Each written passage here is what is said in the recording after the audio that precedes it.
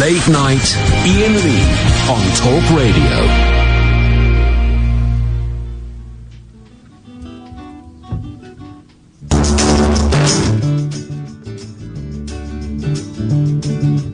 I was a kid, I had this friend who followed behind me, watching my heels and stepping in time. Soon he grew up and still he watched, listening for signals, saluting with pride and stepping in time. Keeping his vows, watching his mouth, eating his words and stepping in time. He tagged along and I was proud, didn't do no harm, saving my place when we stood in line. He wasn't cool, but he was there. I was his idol, and he didn't dare to step out of line. Bow to my whim, come go and stay, but don't get in my way for stepping in time. You, where did you go? Always was a friend to me. You would do anything for me. Me and my shadow, bird and small. Slamming my door closed and walking my home. Me on my soapbox laughing aloud. Ignored his goodbye and never asked why. Years come and go, I know it's true. Waiting for someone that you never knew. You can't lose your mind. Keeping my pride, I lost my friend. True to my precepts and true to the end. I'm waiting in line. Keeping my vows, watching my mouth, eating my words and stepping in time. Where did you go? Always was a friend to me. You never asked anything of me. Me and my shadow, bird and small. Slamming my door closed and walking my home. Me on my soapbox laughing aloud. Ignored his goodbye and never asked why. Years come and go, I know it's true. Waiting for someone that you never knew. You can't lose your mind. Keeping my pride, I lost my friend. True to my precepts and true to the end. I'm waiting in line. Keeping my vows, watching my mouth, eating my words and stepping in time. Keeping my vows, watching my mouth, eating my words and stepping in time. Yes. Dun dun dun. Ba ba ba ba bum bum bum ba ba bum ba ba ba ba bum bum. Let's just take a second. Let's just take a second, Catherine, and just suck it in. I want you to suck it in for me. Just, can you suck it in for me? What exactly am I sucking tonight? The calm before the storm, my princess. The calm before the storm, fair lady. Just suck it in. Now blow it off. Ooh. Now suck it in deep. Now blow it off. Oh. Hang on a second. Hang on. Oh.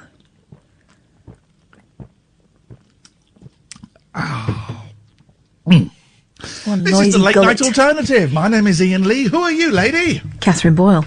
0344 499 1000, a late night phone-in show unlike any other phone-in show, in as much as you can call in about absolutely anything you want. Anything you want at all. 0344 499 1000 is the telephone number. Don't forget, you can listen to us on DAB. You can download the app or go online, or tonight, you can go to youtube.com/Iain Lee and watch the more attractive member of the duo. That's me. And it's not actually true, but there you go. And you can watch this and come in and join in the great chat. But any shenanigans, and I will boot you out. Well, I've just been sent... oh, here we go. Well, this is good. Look, I've... foolishly and naively, I've set up a Google alert for me, Catherine. Oh, don't. Why? Oh, no, because it's good now. It used to be horrible, but now it's good. And one's just popped up, not had one for ages. And this is from Berkshire Live. Literally just popped up as I was doing that silly intro. And its title is Seven Famous People with Slough Links. Oh, Slough Links, not even from Slough. It's a large town on the outskirts of London, made famous by Ricky Gervais's sitcom The Office. But there is so more to Slough. There is so more to Slough, Catherine. I've been saying that for years. 40 and M25. the town also has links to some pretty famous and well-known people. Oh! We've picked... Oh, George, you're not having my sandwich. Go away. Hang on, George is trying to have my sandwich. Goodbye, George. What's on your butty? Cheese, mayo, and I found a little bit of ham that's only 2 days past its sell-by date. Oh. We've picked just a few of the well-known people who have links to the area. Some of these won't come as a surprise, and others might make you go, as you remember them and their link to the area. Right. So I'm in here somewhere. Mm-hmm. Guess who's number one? Number one, Zoe Ball. Oh, thanks a lot, mate. It's me! Jesus, Kath! Come on, mate. It's You double bluffed me. It's me. Oh, that's nice. Iain Lee, broadcaster and presenter Iain Lee, was born in June 9, 1973, in Slough, where he went on to attend Herschel Grammar School. It was actually called the Sir William Herschel Grammar School. He probably best known for his work presenting Channel 4's topical comedy show, The 11 O'Clock Show, his radio work, and his 27 appearance in The Jungle for I'm a Celebrity, Get Me Out of Here, in which he came third. Although I would suggest I won the nation's hearts and probably...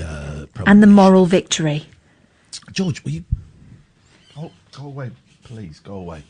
Okay, number two is... Zoe Ball wasn't from Slough. She was from Farnham Common. Number two, she used to work in the offie there, and I genuinely think Zoe Ball sold me silk cuts when I started smoking. Number two is Tracy Ullman. Oh.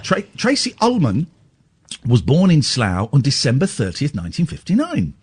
The actor is best known for her comedy work, including Three of a Kind, made by the BBC, featuring Tracy with Lenny Henry and David Copperfield, as well as Girls on Top, an ITV sitcom featuring Tracy with Dawn French, Jennifer Saunders and Ruby Wax. Do you remember Girls on Top? Yeah, I used to like that. Oh no, it was a stinker, wasn't it? Well, it was women on the telly, and you didn't get many of them, women being funny on the telly. I'll give you that. What was the sitcom? Oh, by the way, this is the show. it's me and Kath chatting nonsense. If you want to call in and stop us or join him, 0344 499 1000. What was the show that Davina did? Oh, Man Oh Man. No, she had a sitcom, didn't she? Did she? Yeah, she did. Oh. And I kind of remember it being similar to Girls on Top. I wonder what it was. Let me just a minute. George, will you? I swear to God, I'm gonna not do anything to you. You're going to tell him off again. I'm going to tell him off again. Let me hang on. Let's see. What's it called? Davina McCall sitcom.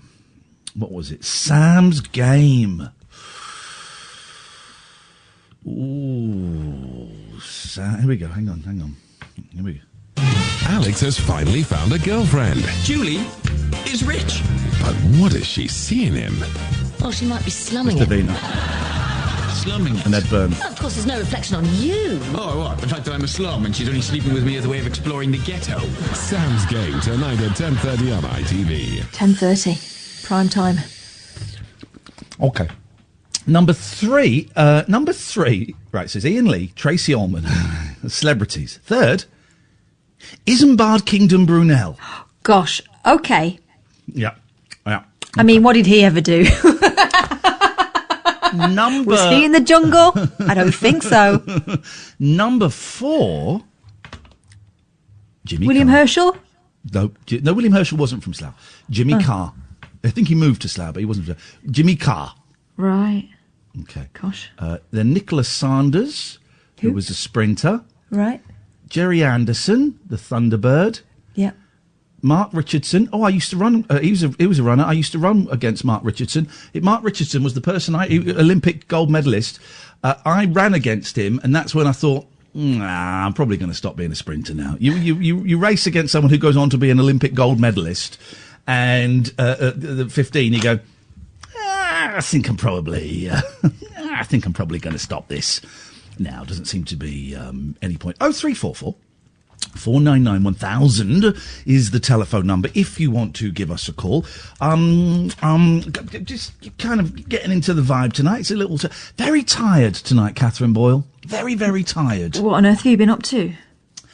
Not a lot, actually. I just had a little kind of slump mentally today. Just a little one. I felt it happening. It was happening while I was streaming.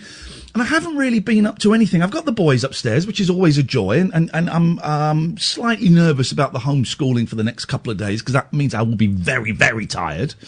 But just a bit tired today, and I think I'm sinking into a funk, because it's dawning on me that the people that run the world are scumbags and idiots. It's just dawning on me that we're all screwed, really. Banks are more important than your mum, Kath. And that's it.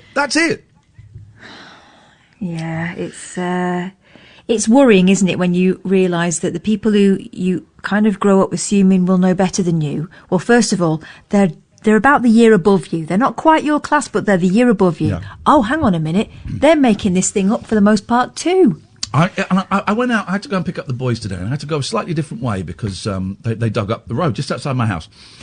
And there were people out, and I saw a family on playing on a zip line in a playground, kiddies' playground. And my first thought was, oh, that's nice. And I thought, nah, I get it, but they've given up. They've given up because you can't have kids playing on kiddies' playground stuff because that will transmit the virus. And it just dawned on me, everyone's given up. Not everyone. A lot of people are giving up. We're giving up. I don't understand this talk of loosening the lockdown, right? And because I don't get it, right? I get it, but I don't get it because nothing has changed in the last 6 weeks. There's no vaccine, there's no cure, there's no treatment. Nothing is different. And the countries in Europe that have loosened the lockdown, well, Germany did it, and they've got a massive increase in deaths again. And I get it. We're a capitalist society. Hang on a second. We're a capitalist society, and this is the foundation is you have to have businesses working to fund the economy, to feed people. I get it. I get all of that. But it's making me question that maybe this society that everybody has invested in, maybe it's wrong. Because if we have to undo the lockdown to keep the economy going, and people will die from that. I know people will die if we keep the lockdown on. I get it. But if we have to actually put people in the face of danger of a highly infectious, deadly disease, simply to keep the economy chugging along, that says to me the system that we operate within is screwed. It's screwed. If the priority is keeping Barclays going, that's a slight oversimplification. I get it.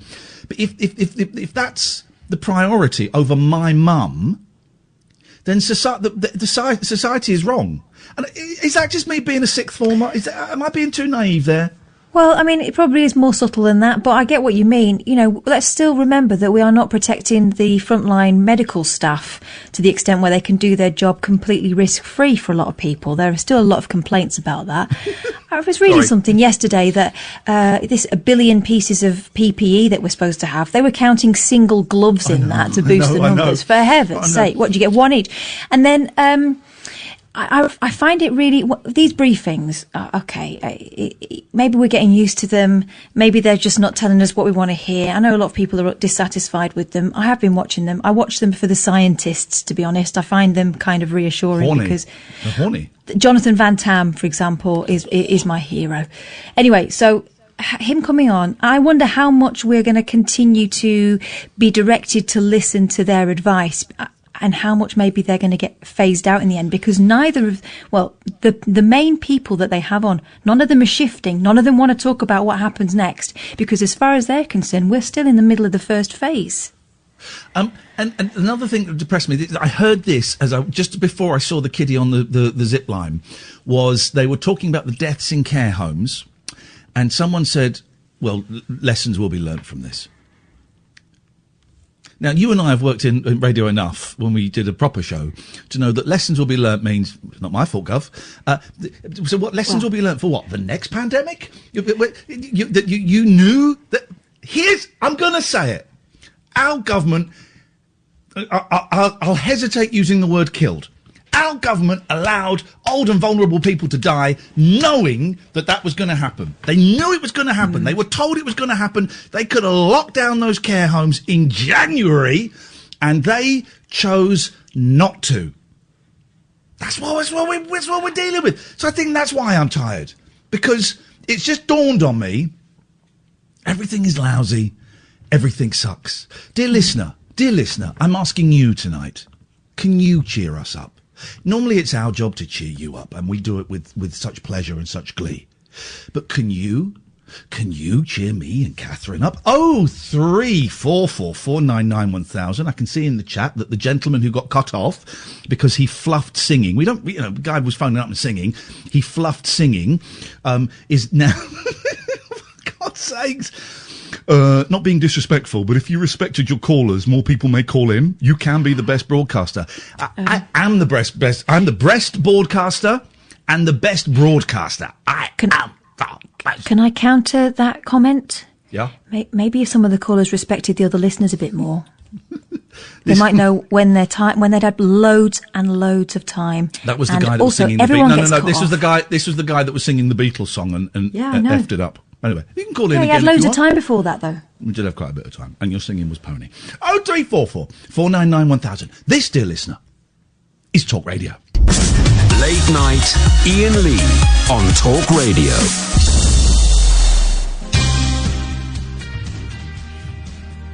Sorry, I'm just finishing my cheese sandwich, then putting the plate on the floor so that George can eat it. Eat the rest. So sorry. Alan, you're on the radio. Hello, Alan. Yes, just get on with it, please. I got a lockdown recipe for you. What? A lockdown recipe. Oh, God. Okay, go on then.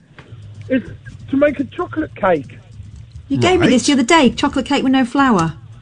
Did you try it?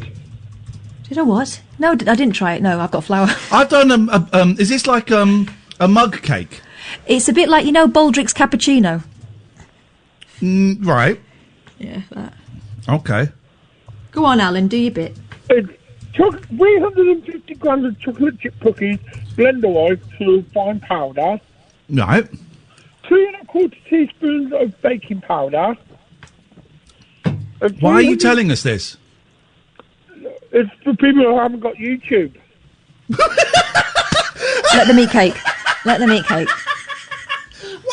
I'd never considered that Alan's calls are a substitute for YouTube. I'd never considered that. All right, hang on a minute. This is what we're going to do. People who are watching us on YouTube, and there is a slight delay, but I would like them to give me things that they would search for on YouTube, right? And you have to provide it. Yeah. Yeah, you can do that, can you? Yeah. Okay. I'm just waiting for the YouTube chat. If you want to watch the show, dear listener, youtube.com/Iain Lee. So we're just going to wait. Some people are going to start typing stuff in a second, and you're going to be... everybody in the chat. All right. You're going to be YouTube, okay? Okay. Do you think you can do it? On a scale of 10, I give myself a 6. Oh, you're giving yourself a 6? Me likey your style. Me likey your style. Okay. So Bonnie just wants to search on YouTube for comedy. Maybe an Englishman, an Irishman, and a Scotsman. No, there's not. We'll stop you there. Will wants to look for cats. Meow. Ross wants stock footage of happy people. Hey, I'm smiling. I'm a happy person. I've done nothing wrong with the world. Jimmy, this is a heavy one. Jimmy wants deaths in 2020. Anyone who has had coronavirus.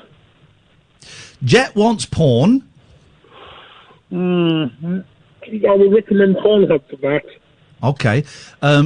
Nelly wants the Man vs. Food best episode. Go with the 72 on steak challenge. The very first episode from the first series. Scott wants to know how to defrost a freezer. Unplug it. Matty wants ASMR. ASMR. Yeah, that's when you kind of like talk softly so that people can get a horn on. How are you? Oh, I don't speak of things to you. Oh, God. James wants an All Saints video. Never have I ever felt so low. When you gonna take me out of this black hole? Rollsop, Richard wants Christ.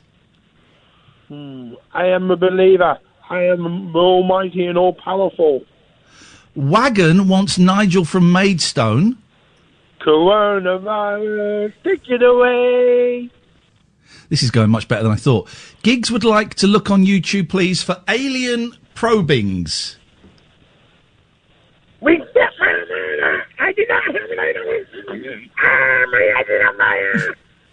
And let's the final one. The final one. Sean would like the classic clip of Alan Partridge shouting Dan over and over again. Dan! Dan! Dan! Dan! Dan!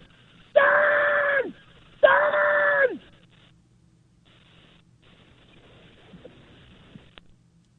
And he's hung up. That worked better than I thought it would, Kath. Surprisingly useful, actually. I mean, apart from the erotic stuff. That made my ovaries shrivel. I think we may have found an actual use for actual Alan Caddick. This is amazing. The human YouTube. 0344 499 1000 is the telephone number. Let's go to the human YouTube. The YouTube. Let's go to Maria. Good evening, Maria. Good evening. Good evening, Maria. What can we do for you? I've got a can of cream soda. I've just had a cheese and ham and mayo sandwich. I am living the dream. Sorted. You actually sound like you are. Anyway, I was phoning you up today because I was going to tell you about what happened to me in the supermarket this morning. Did you get goosed? I got absolutely roasted by an old lady. What happened? It was the most unbelievable thing. Anyway, I've gone into the supermarket. She sort of like followed me around, getting very close. If she wanted something, she was just grabbing it. I was like, oh, okay, just, wait for her, let her get past. She's just on her own. She's got a mother with her. Her mother's about 80. Jeez. And she's sort of like hobbling around. They've got no masks on. They just think it's like, I don't know, like a Sunday afternoon. Anyway, we got to the checkout, and the old lady was standing in the middle of the aisle, and I wanted to get past. So I said to her, excuse me, I said, can you move, please? Yeah, so she got out of the way. Got to the lifts.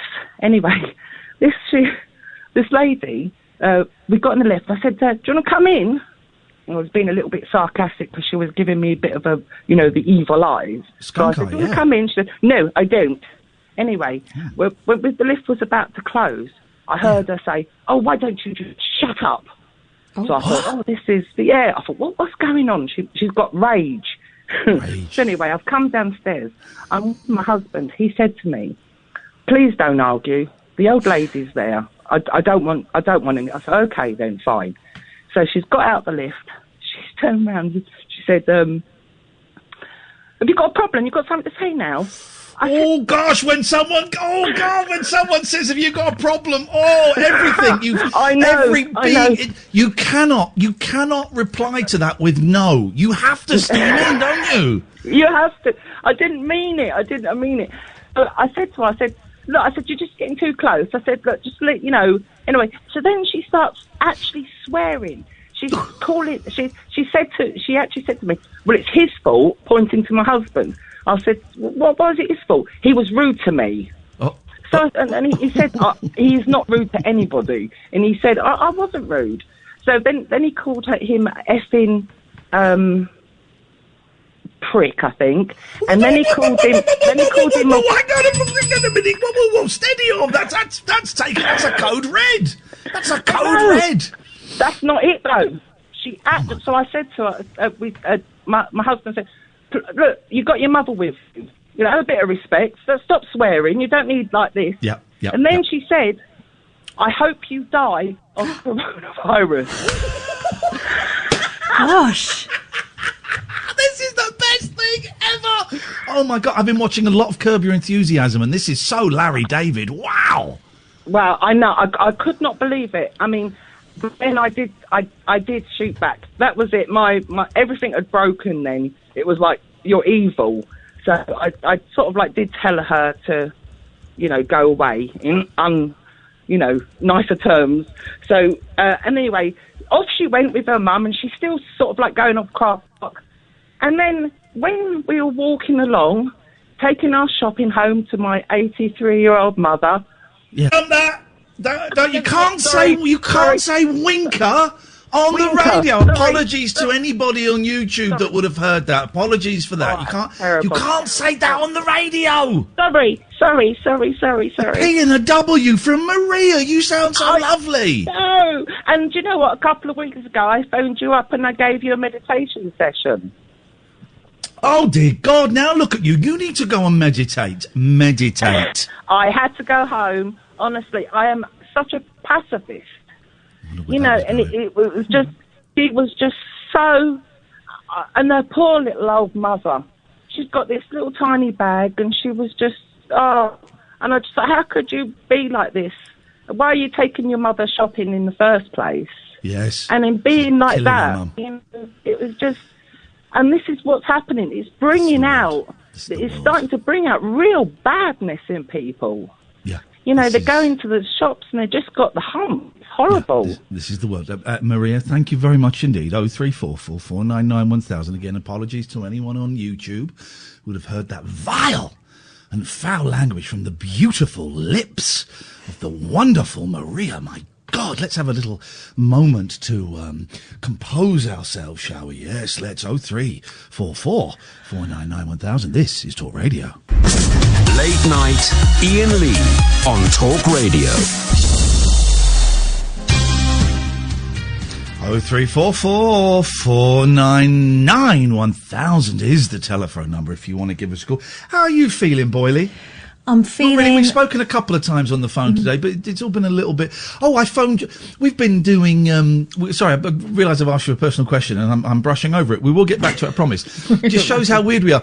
When we do the radio show, normally, in the before times, we'd often phone each other up on the way to work and kind of talk through ideas in the car.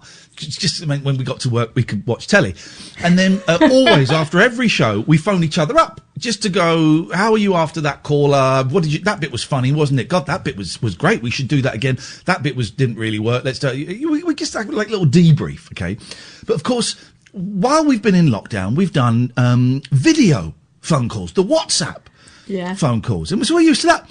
And I phoned you up on the phone today. I actually made a phone call because I was driving off to pick up my boys, and I thought I'd phone you up to say, I've seen, kids playing in the park, and I'm just a bit depressed with it all.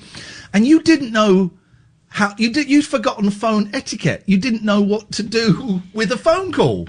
No. Well, also, your name has stopped appearing on my phone. So it was just a mobile number. And to be honest, I've placed a couple of orders that will need to ring up for payment. So I grabbed what you didn't see was the scramble for my purse in a handbag I haven't picked up. I haven't used my handbag for about 6 weeks.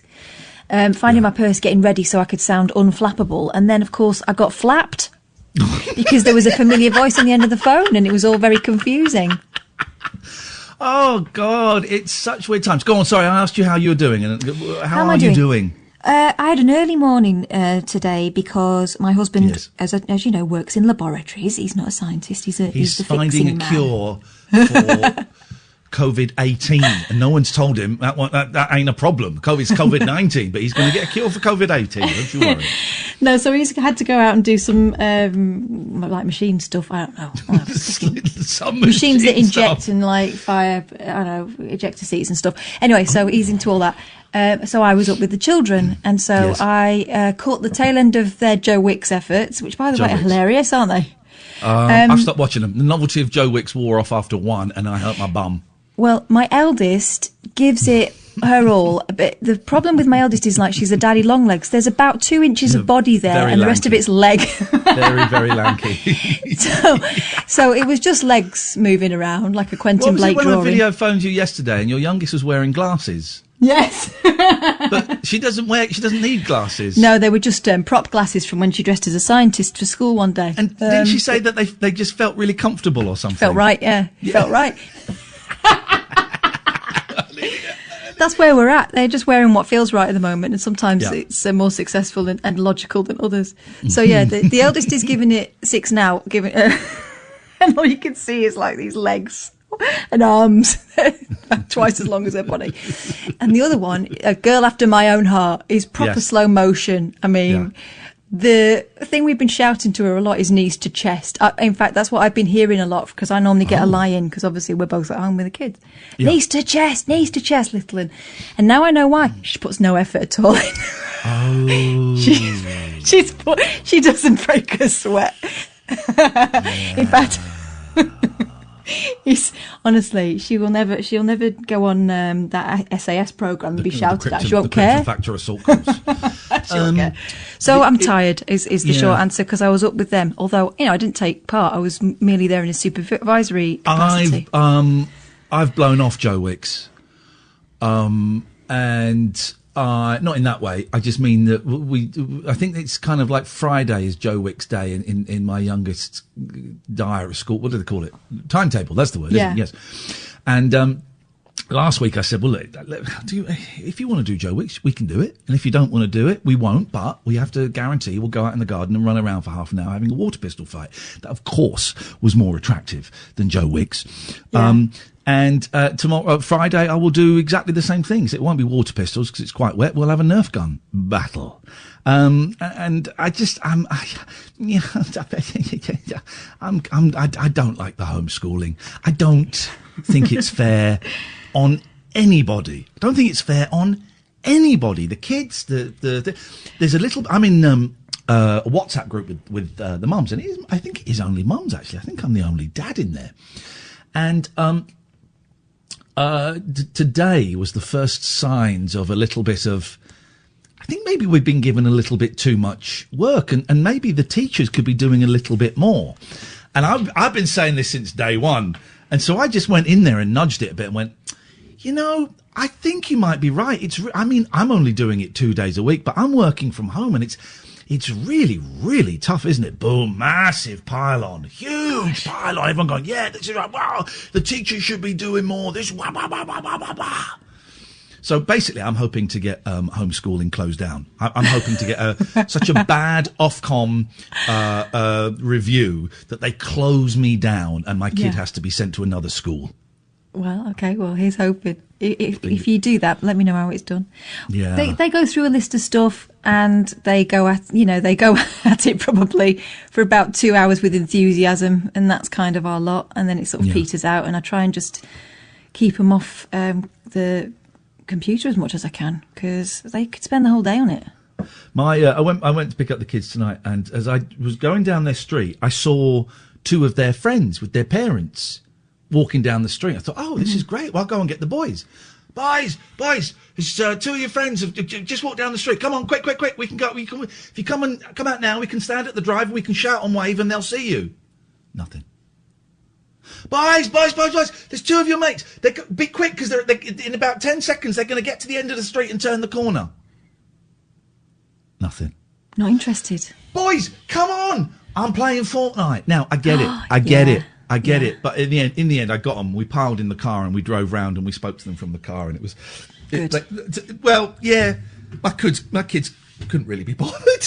No, I know, really but I remember what it was like. I used to spend all the time on the computers and stuff, and you don't realise time has passed. The girls get on really well. We've got laptop going, and we've got the big computer that's sort of plugged into the wall, and they swap over because one's got a bigger screen, so that's the prize, of course. Yeah. And the only sort of friction there is when one's had more of a go on the big one than the other one. But I set timers because they lose track of time and they're never finished. So, we have to do that whole thing of, right, you've got 10 more minutes, girls, so make sure you're in a place where you can finish up. Yeah. Because otherwise it's like snapping a buckshot on someone when they're in the middle of something really engrossing. It's not fair, is it? Let them finish. I normally I let them finish a game. Or how close, you near the end of that game? All right, you can have one more game after that, and that's it. I normally do that. But this was Yeah, your friends wasn't outside, not even important. bothered. This wasn't important. And even when we saw them, they weren't that bothered. But my eldest is so good at Fortnite. When we went back, he was still alive in the game. Wow. Yes, man. Yes, Was he man. camping? Was he camping and hiding, or was he He shooting people up? was not camper. He's not a camper. He's a talent, my boy. He's a real talent. Let's take a quick break, then we'll speak to Iain. 03 44 499 1000 is the telephone number. You can listen on DAB, you can download the app, or you can go to talkradio.co.uk, because yes, this is Talk Radio. Late night, Iain Lee on Talk Radio.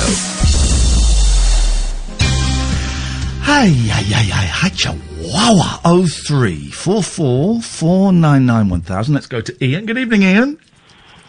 Hello, Ian. Hello, Iain. Hi, it's Ian here. Listen, I'm really sorry about last night. I'm sorry if I was a bit disrespectful. I just wanted to have a bit of fun and have a wee song, and I took it. You know what it is, Ian? Yeah. I took it personally, and I thought... You mustn't. You're talking, for those who don't know, you got cut off. You were doing a song.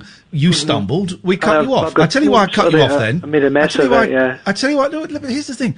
Because the comic timing was excellent. I'm trying to make the most the entertaining show, and someone singing a song and then stumbling, boom, cut him off, go on to the next call. As a listener, you would find that funny. I would, The reason you didn't find it funny is because it happened to you, and you took it as a personal slight when you shouldn't have done. I've just been feeling really downy, and I was kind of, when I put the show on last night, I was totally up, and it kind of went all bit pear-shaped after that. It's like, oh no, I mean...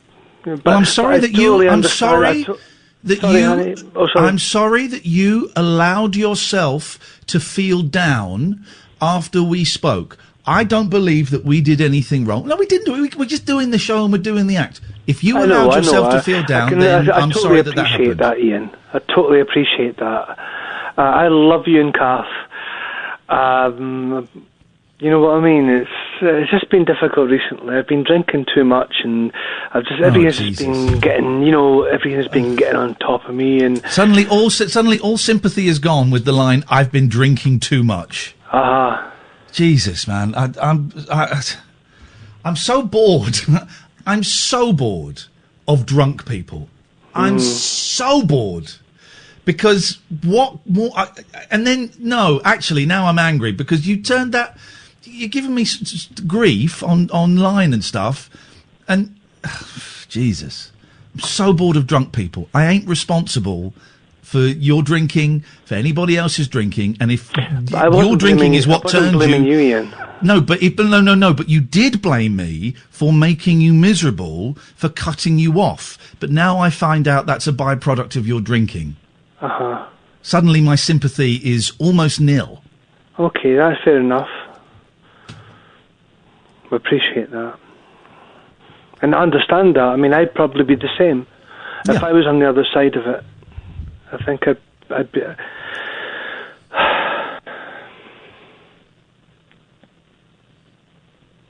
Sorry. I'm bored of excuses from drunk people. That's what it is. I'm bored of excuses from drunk people. As someone who has made those excuses myself, I just to feel, Jesus, man. I don't know. I don't know. How are you feeling today? Horrible. Why are you feeling horrible today? Because for the last few days I've just been struggling. I've just been in bed and I've hardly got out of bed. I know I've got an alcohol issue. Right, well... So all I've been doing is sleeping and drinking. Okay. And I know it's not doing me any good. I know it's not doing my health any good. And that's the frustrating thing, Ian. Stop drinking. I know this. Stop drinking. I know. Stop it. Stop it and stop blaming other people for it. Ian, Ian, I'm not blaming anybody for my drinking. I'm the only one that's putting drink through my throat. Ian, you are being aggressive towards people because of your drinking. That is, in a way, is blaming other people for your drinking. Mm-hmm. It's unfair of you to criticise, let's say robustly, other people when that is a result of your drinking. Mm-hmm. That's not fair. It's not fair. And sometimes, and I'm not accusing you of this, but quite often, me and Catherine, me more so, for obvious reasons, I think we're used as an easy target for people. I am used as an easy target for people that have chemical issues. And I'm really, really tired of it. I'm really, really I know, Ian. It's not fair, mate. It's not fair. I know. How much are you drinking a day? 12 to 15 cans. Okay, you need to speak to your doctor. I would suggest at that level you don't stop suddenly. Oh yeah, I live in Dundee and I go to. Well, I was going to a counsellor. At the. We've spoken before. You don't want to go to AA, right? I get it. Alcohol problem service. We've spoken before. You don't want to go to AA, do you? Not AA. No, I like. Right. Well, there's nothing I can do, mate. I'd rather go to one-to-one counselling. I find that. Okay. Well, good luck doing that during a lockdown. Good luck doing that during lockdown. Ian, I can't help you. I remember the conversations we've had. You don't want to go to AA. That's fine, man. That's fine. That is totally your choice. All I can say is AA and NA got me clean and sober. I've shared that with you. You don't want to do that. I think it's bollocks that you want one-to-one. I think that's nonsense. I think you're scared of AA because you know it will stop you drinking and you don't want to stop drinking. That's what it is. You could be right, Ian. I know I am right, Ian. I am right. I'm not, I'm not interested because I am right. So you carry on drinking if that's what you want to do. I just felt it was really awkward in that group situation, and it felt. Ian, I'm not. With respect, Ian, with respect, I'm not interested. Okay, Ian, no problem. I have told you how I got clean and sober. You know my solution. Yeah. Your way. How is your way working for you, by the way? Sorry. How is the way that you're doing it? How is that working for you? I mean, I was 9 months off alcohol. No. I don't care. No, Ian, this is really important. How is the way you're doing it working for you today? It's not helping at all. No, nothing's helping at all today. There you go. Well, then that's it. That's all we've got is today. All we've got is today. At the moment. All we've got is today. All we've got is today. All we've got is today. Your way is not working. Yeah, 100%. Okay, well, you need to try another way. Okay, Ian, listen, I'm sorry, this is bringing the show down. I just want to, I don't know. Please don't come onto my streams and be passive-aggressive. If you want to talk more about AA, I'm very happy to talk about it. Okay, I don't mean to be passive-aggressive. Honestly, I really don't, Ian. Okay, fine.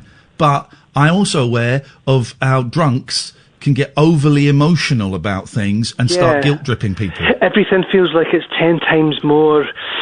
You know what I mean? It's like when I lie in bed and I wake up in the morning and my heart is absolutely racing because I'm thinking about my mum and my brother and I'm still trying to sort my brother's house out.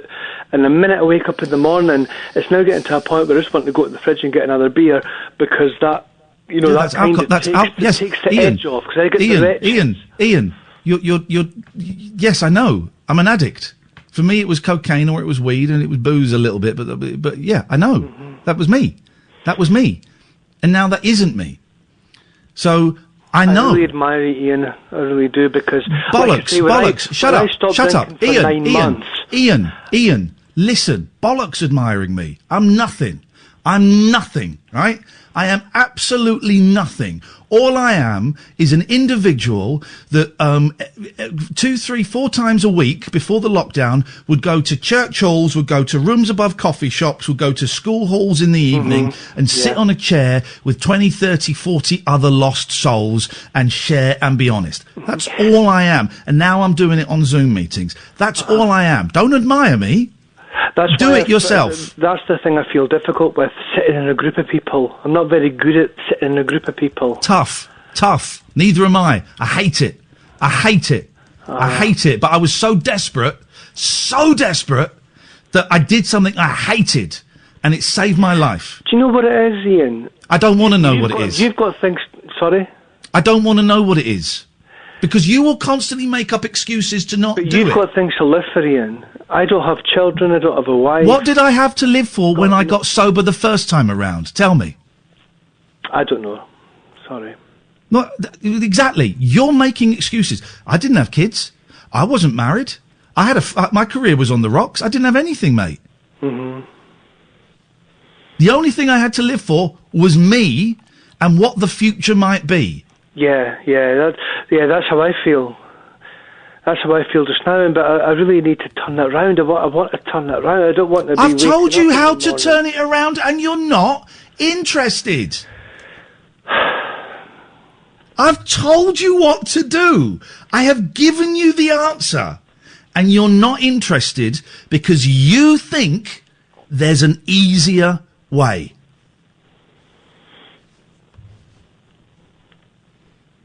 Yeah. You still think you can cheat it and do it your way.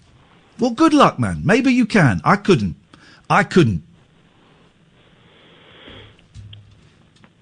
Yeah, I know.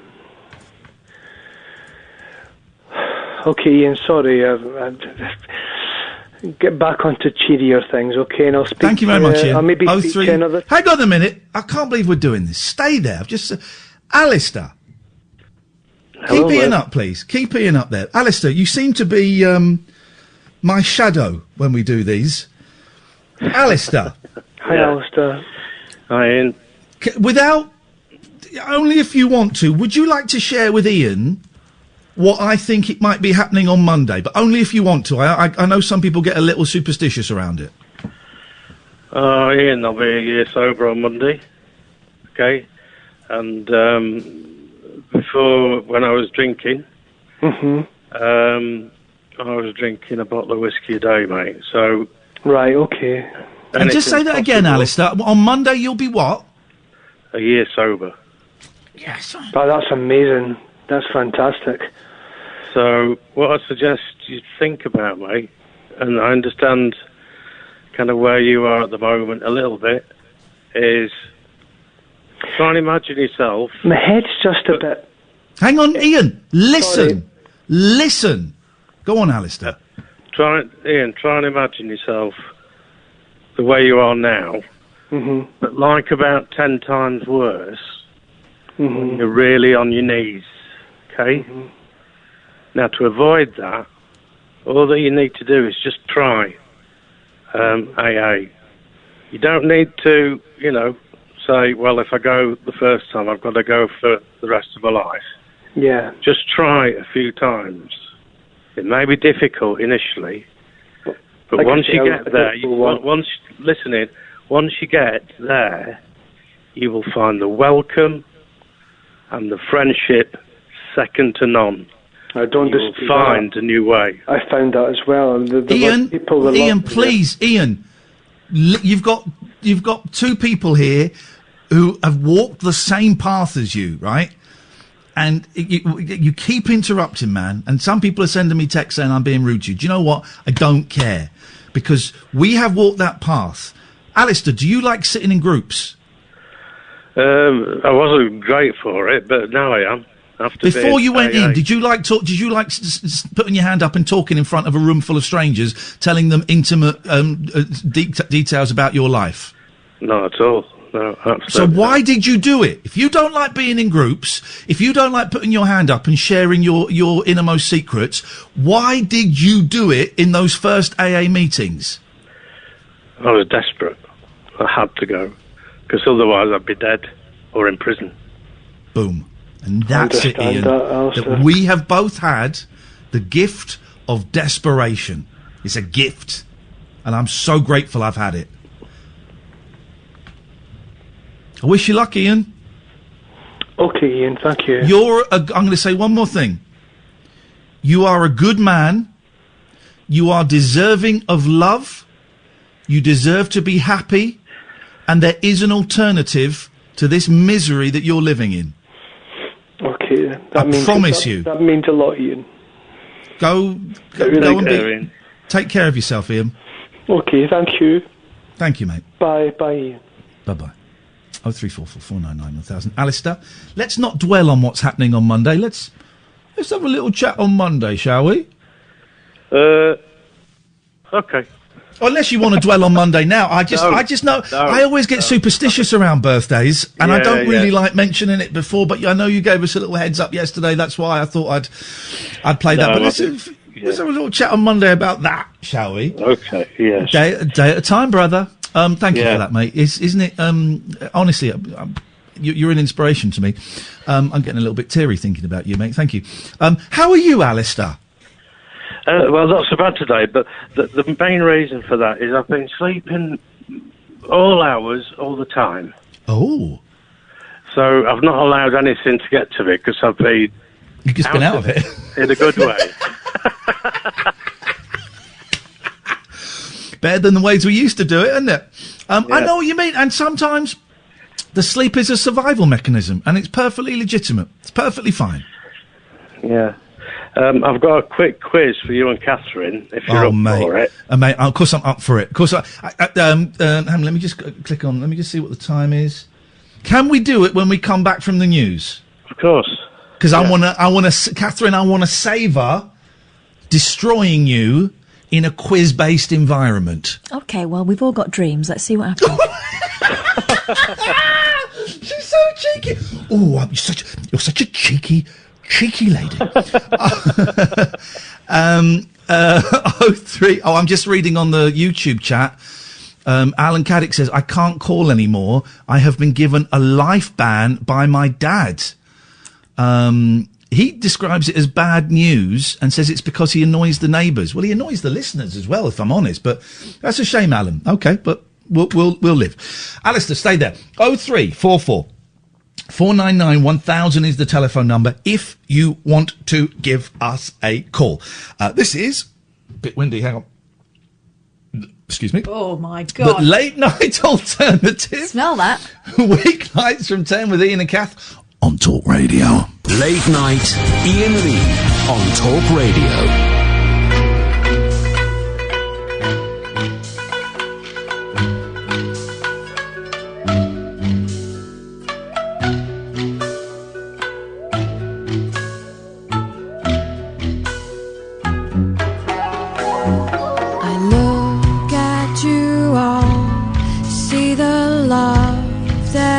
Sleeping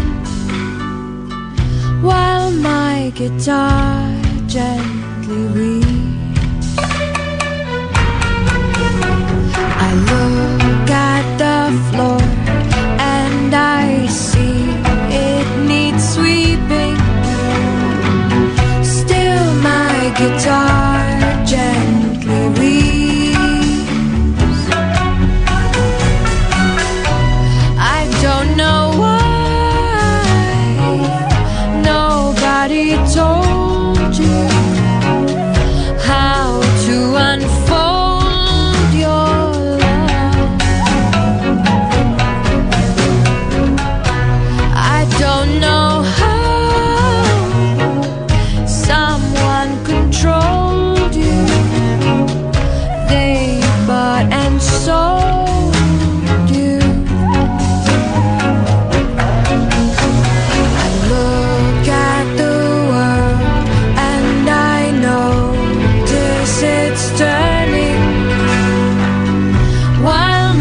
guitar gently weeps.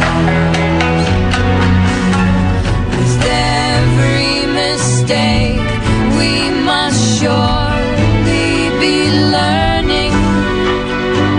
Still my guitar gently weeps.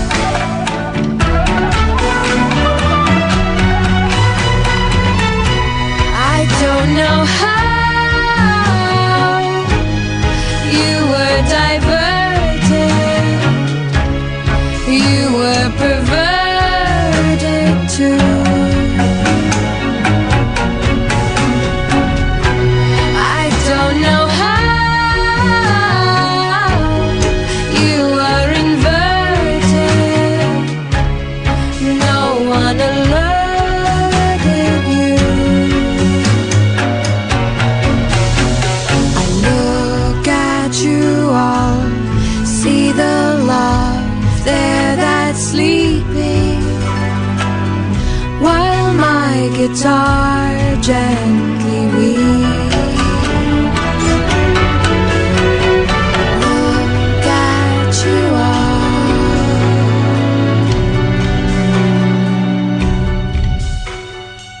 Still my guitar gently weep.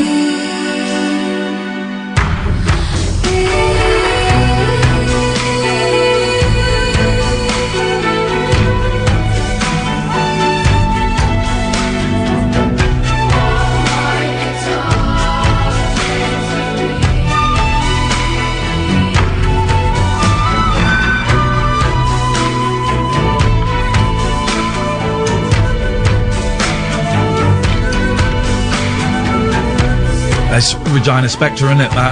From Kubo and the Two Strings. What a film that is, Catherine, isn't it? It's an incredible film, although it did freak my children out. They found it a bit too spooky. I was in. That was one of those films where the kids loved it, and it was beautiful, and I was in pieces watching it. That's some movie. Some movie, man. 0344 499 1000 is the phone number. You can listen to us weeknights from 10 on DAB. Download the Talk Radio app or go to talkradio.co.uk. And tonight you can watch in HD, high definition quality, if you go to youtube.com. I'm so sorry. / Iain Lee. You can join 300 other people, Catherine, and watch the radio show as it happens. Right, before the break, Alistair was teasing us, little sea teaser, with a quiz. Alistair, please, let us have it. Before I launch into that, what a beautiful song you just played. Thank you, that was me and Catherine. But the second line of that song has always perplexed me compared to the rest of it. I look at the floor and it needs sweeping, which seems a little bit less kind of important than the rest of the lyrics, I thought. Well, you could see it as that, but you could see it as his recognition that time is going on without him. It needs sweeping. How did it get to that state without me noticing? Life is continuing around me and I'm stagnating. She's good. She's a good lady. She's a foxy lady. Catherine boy. Hey, Alistair, I've taught myself to play the mandolin in lockdown. Great. Well, don't... Flipping it, did you? Great. Shut up. By the way, there was a great tweet from iDad. Unlikely heroes of lockdown. Alan Caddick's dad. Oh no, me. I can play the mandolin now.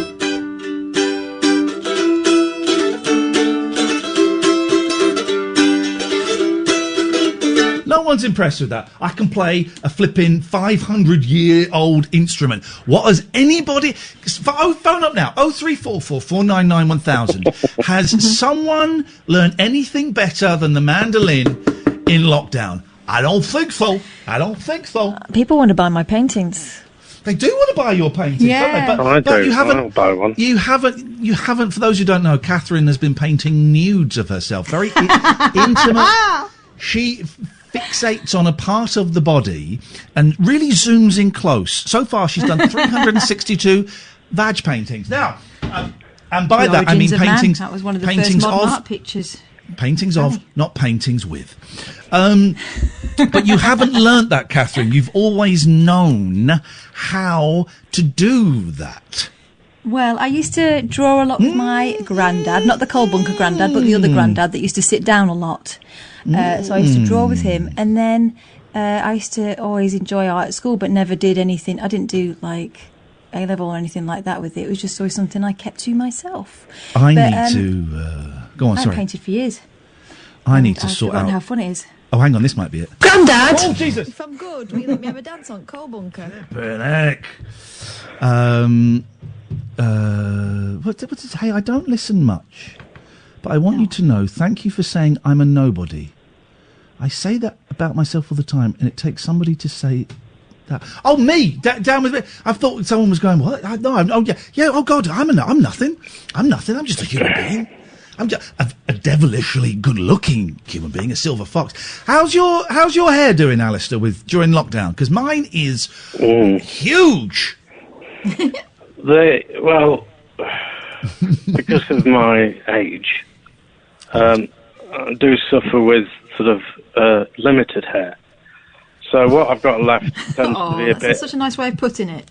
...out of control, but because it's so limited, it still looks right, if you know what I mean. Here's the thing. Do you remember, in the 70s, you remember the comb over, right? The comb over. And it was for bald men. They'd grow they'd grow one side of their hair long and they'd brush it over. Well, what is it now?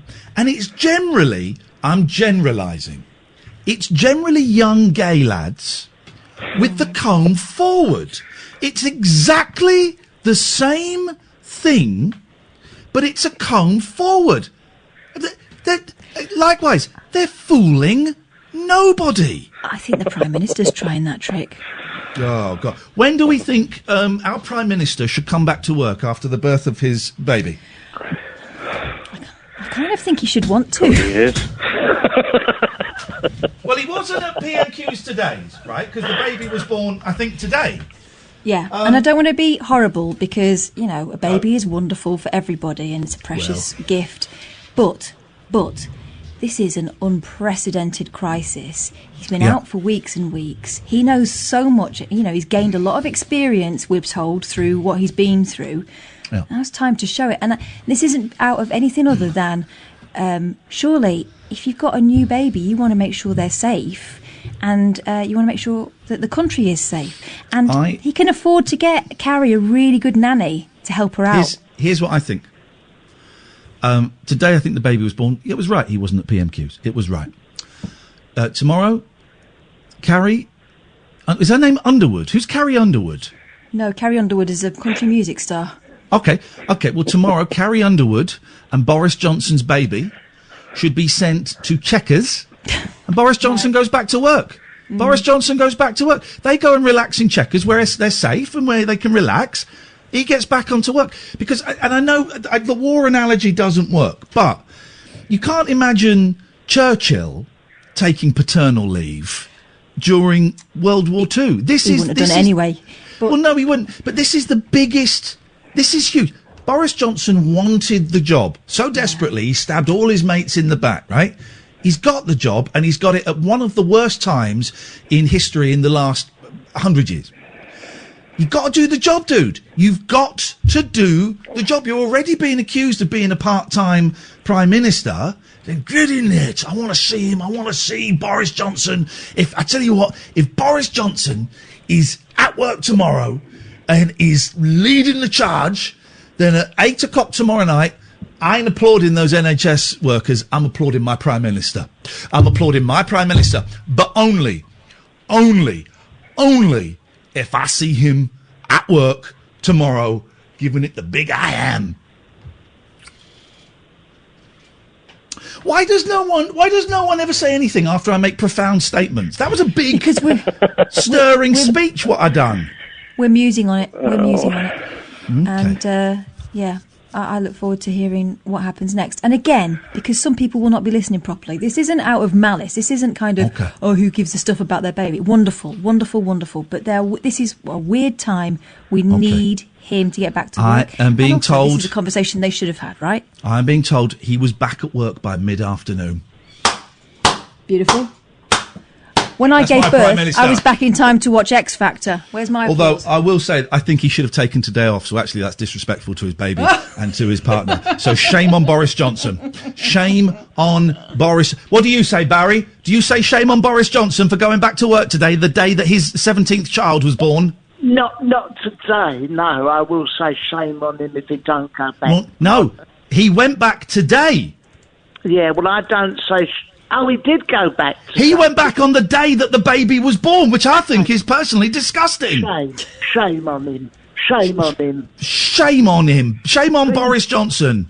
Please, I would like to retract my non-shaming statement, which I said about 10 seconds ago, because I say shame on him. And can I say, Barry, well done you, because it takes a big man, to listen to the facts and then change his mind and admit it publicly. And you did that, my friend. And I did that. Yes! Big man! Barry, big man Barry.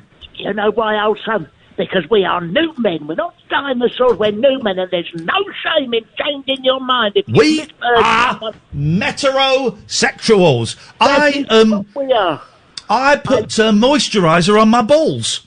Absolutely right. I'm metrosexual. I love the district line, the circle line, any of them. Barry, do you want to take part in a quiz with me and Alistair and what's her name, Catherine? Yes, please. Here we go. All right, Alistair, away you go. Right. Well, what this relates to, is if I can just get my screen back up. What this relates to is the top best-selling acts of all time. Okay. The Crankies. And all it is Mike and Bernie Winters. The top 10 in terms of music sales. And what I thought I'd do, we could go around and if you get one wrong, then you've got allowed one fail. Flick Barry. Yeah, one fail, and then we continue. But if you do another one, then you're out. So Now, 2 I'll wrong start answers, and you're out. Yeah. Start with Barry. Can I just ascertain something? These are pop singers, are they? Yes, there are bands or solo singers. Can I just say, in it? Is Barry caught in it? Yes, that's a good question. Don't think so. Okay, all right, okay. Fair play. It's fair enough. It's lovely to meet you, Barry. We've never spoken before, but nice to meet you. Thank you. You too, Jolly. Nice to meet you too. Okay. Here we go. Right, well, that's the formalities. Let's get the gloves off and let's start playing. So, I'll start with Catherine. Oh, lovely. And I'm supposed to give you... sorry, ask a question. Hang on, what was that, Barry? I'll start with Catherine. Oh, lovely. What was that? We're not an orgy. She's not the hors d'oeuvres. Oh, no, I'll be the pudding. Oh, she's a pudding, all right. All creamy. We're tucking there with our spoons. Oh, she's a lovely professor roll, isn't she? More like a jelly on a plate. Jelly on a plate. Jelly on a plate. Wibble wobble, wibble wobble, jelly on a plate. Especially after lockdown, no one's tight anymore, are they? Anyway, go. An Arctic roll. So, Catherine. She's certainly not a Viennetta. That's too classy. Yeah, that's right. I would say a sticky chocolate pudding. No, that sounds horrible. Sorry, I take that back. That sounds vile, vulgar. Take that back. Nothing to do with chocolate. Please, Alistair, start the quiz, mate. Okay. Any of the top 10 best-selling music artists of all time, Catherine? All right. The Beatles. Correct. Barry. Why aren't I second? Shut up. Because I've decided you're third on this occasion. Okay, right. Mr. Iain. Just to ascertain, she has got one of them correct, is that right? That's right, isn't it? Yes, she's got one correct. Okay. Jelly on the plate. Jelly on the plate. Jelly wobble, wibble wobble, jelly on the plate. Hey, now you've got to do one, Barry. Okay, go. No. What? Do you know how top tens work? Yeah, it's my turn now. I've done it. Best-selling artists. The Rolling Stones. That's a fail. So early in the game, Barry. Oh, Barry's got one fail. Right. Well, I will say Elvis Presley. Correct. Of course it is. I'm going to say Mr. Michael Jackson. Correct. Barry? God. Be careful. Be careful, Barry. One more and you're out, buddy. Okay, hold on. One more and you're out. Careful. Careful. Bing Crosby. White Christmas. I'm not. No. Have another go. I can't. He's not. But Bing Crosby's not on the list, is he, Alistair? No. Right. Have another go. Okay. Don't let me go to British artists or any. Oh well, you've had American. Any. US, UK, whatever. Okay. Here we go. Queen. No, I'm afraid. Oh, Barry. You're out, Barry. Barry, if you'd have said, I don't know, Madonna. Oh, I forgot about him. Damn. Okay.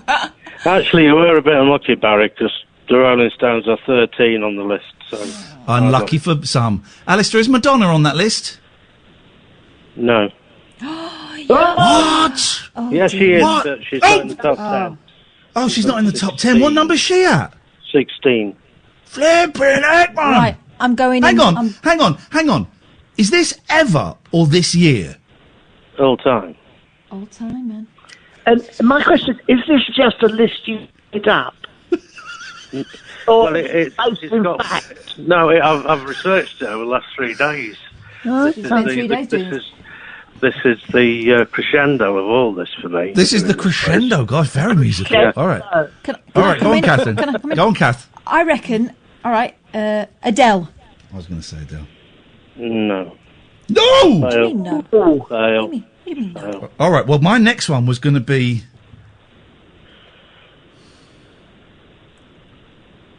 I'm going to go Ed Sheeran. No. Oh, can I have No, you get no. You're out, Barry. All right, Sinatra. No.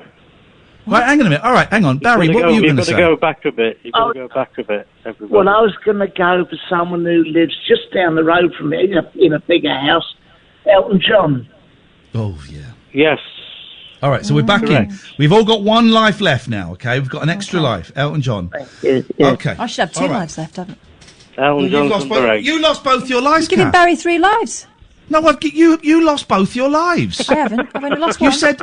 Oh yeah, you Adele said... and Sinatra. One more. Okay, Yes, fine. thank you. Jesus. Right, okay, hang on. So we want classic rock. Classic rock of that ilk. Who would be as big as Elton John? Oh, can I... Alistair.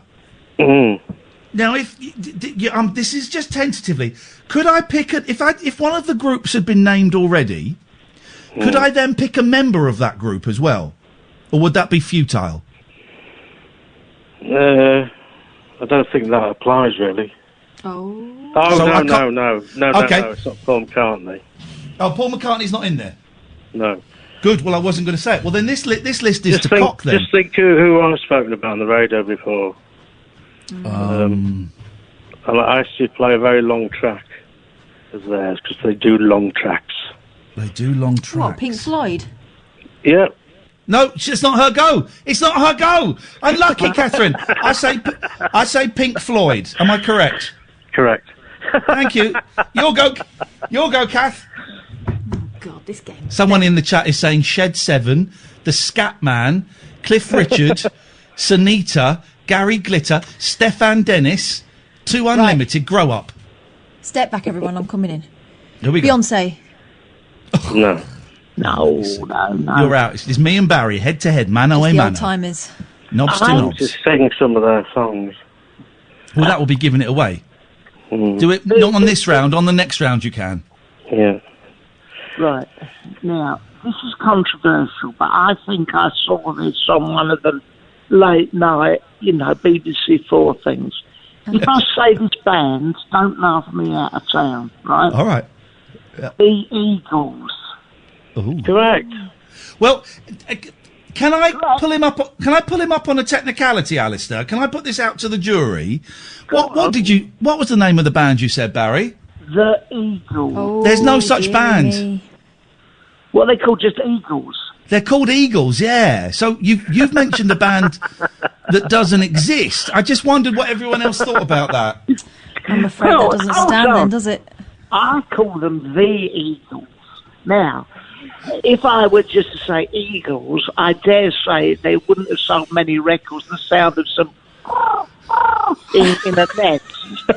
No one wants to hear that. I'm talking about human beings singing, not, an aviary somewhere picking up, our feathered friends. All right. So when I call them the Eagles, no, I mean Eagles. It's all right, Eagles. All right.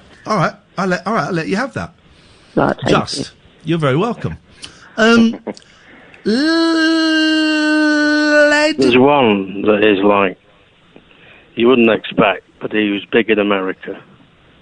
Oh. Catherine, you're out, mate. So I know, I'm just having a contemplate to myself. You doing what? Contemplate. back to being a creamy pudding. Jelly on a plate, jelly on a plate. Don't trifle with me. Whipple wobble. Don't trifle with me. Cowardy custard. Oh, yes. Dream topping. That was my nickname at school. You've seen that film? No. Give me. Right, you said you were going to sing songs this time, Alistair. So where you? ABBA. No. Oh well, I'm out. It's just you then. Not in the top 20, ABBA. It's just you then, Barry. Yeah.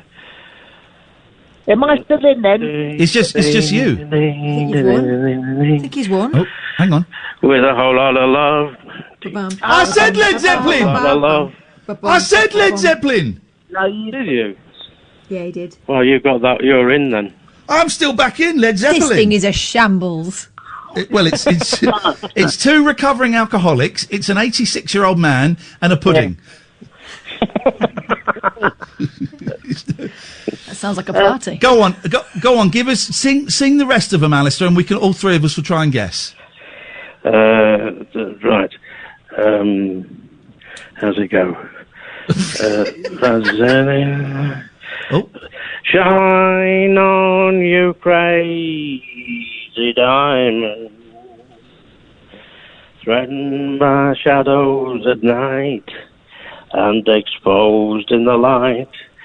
But shine on, you. I know the answer, but I'm enjoying this. Crazy diamond. You make it sound like a sea shanty. It's Pink Floyd, but you make it sound like a blooming sea We've shanty. already done Pink Floyd. Why are we doing this again? Oh, we have done Pink Floyd. Have we? Right. Yeah. I don't know any of the. You know he's going to say Madonna and Paul McCartney next. No. Well, we've had the Beatles, right? We've had Elvis. Yes. We've had Led Zeppelin. We've had Eagles. Yes. So it's two American artists left. We've had Michael Jackson. Just tell us, Meatloaf. Two Americans. And one is like, he sings about wine in the 70s a lot. Bottle of white, bottle of red. Billy Joel. Correct. And I don't know any songs by he sings about wine in the 70s a lot. That's not how I describe him. Okay. The guy who is second on the list, I don't know any songs by him whatsoever. Because he's country and western. Oh. It's not my bag. Glenn Campbell. Johnny Cash. No, it's he's actually he's been around recently more. Where you gone back, Barry? Garth Brooks. Is it Correct. Garth Brooks, the ex? Barry wins. Garth Barry. Brooks. Garth Brooks. I always confuse him with Garth Crooks, but I shouldn't. Ever so good on grandstand final score, isn't he? Alistair, thank you very much for that quiz. Cheers, mate. 03444991000. Barry, that really you really know your music. Oh, very much so. What do I win, please? You win. We have one vaccine for the coronavirus. You win that. If you stay on the line and give your details to Amy, she'll take your address and we will send it to you. There's only one, so you have to decide whether you have it or whether Margaret, the love of your life, has it. Who do you think you're going to give that vaccine to? Well, I do love her so very, very much. And I need her in my life, and I need her for romance. So I will be giving it to Kath. Oh. So, if I gave you the vaccine, would you give us a kiss on the lips, you know? Hello? What, a vaccine? Come on. I know, but would you be respectful of just a peck, or would you try and slip the tongue in? No, I wouldn't. Just a peck. I'm a gentleman. All right, then, yeah, of course I would. Oh, great. Okay. Thank you, Barry. Night-night. Night-night. I want a promise. What just happened for the last 30 minutes? My God. 0344 499 1000. This is Talk Radio, I think. Late night, Iain Lee on Talk Radio. Oh, dearie me. I don't really know what just happened then. Time seemed to have gone a little bit elastic. And may have been a complete waste as well, I don't know. 0344 499 1000 is the telephone number if you want to give us a call. You'd be very welcome. Don't forget, we do a daily podcast, don't we? Which is kind of like 30, 40 minutes of the best bits. Generally, we're kind of keeping it upbeat and up. I'd say Kath makes it together, upbeat and entertaining. But we've had a couple of very angry souls shows in the last week or so, and I think they may have slipped in as well. Kath, would I be right? 'Cause I don't listen. I can't listen back to this nonsense. They did. Just because I think it's kind of symptomatic of where we are at the moment with this whole lockdown thing. Some people are bearing up better than others, and some people are expressing themselves in ways that perhaps they wouldn't usually. Although I think one of those people that we've spoken to in the last couple of days probably carries on like that all the time. So you can get the podcast on your, wherever you get podcasts from. And if you want to watch the show tonight, and while we're in lockdown, or certainly watch my half of it, maybe we'll think of a way we can get Kath's half, although it might be a little bit beyond our ken. If you go to youtube.com/Iain Lee, there's about 265 people. We had 310 at the start of that quiz. We've now got 265 people watching, and there's a nice bit of chat, and it's really tightly monitored, the chat, so you can come in there. It's a very safe environment. If there's any shenanigans, I got some of the best mods in the business working for me, and they just boot everyone out or block people who are being unpleasant. And the reason we're doing it is just because I guess this is a lonely time, and some of you want a little bit more of a visual experience, and you'd be very, very welcome to. Let's go to, and hello to everyone who is watching on YouTube. Let's go to Sean. Good evening, Sean. Good evening, Ian. Just to say that I was the person who suggested for Alan to shout "damn" down the phone earlier, so that was a good highlight. Oh, well, you've got him banned by his dad. I think his dad smashed his phone up. Well, it's worth it. Wow! Ooh, unbelievable! Well done, Sean. Thank you so much. Yeah. A couple of things, really. I used to phone in a fair bit before, mostly about Paul McCartney. It's been a while since I phoned in. Oh, you're the Paul McCartney guy, yeah. I'm the Macca guy.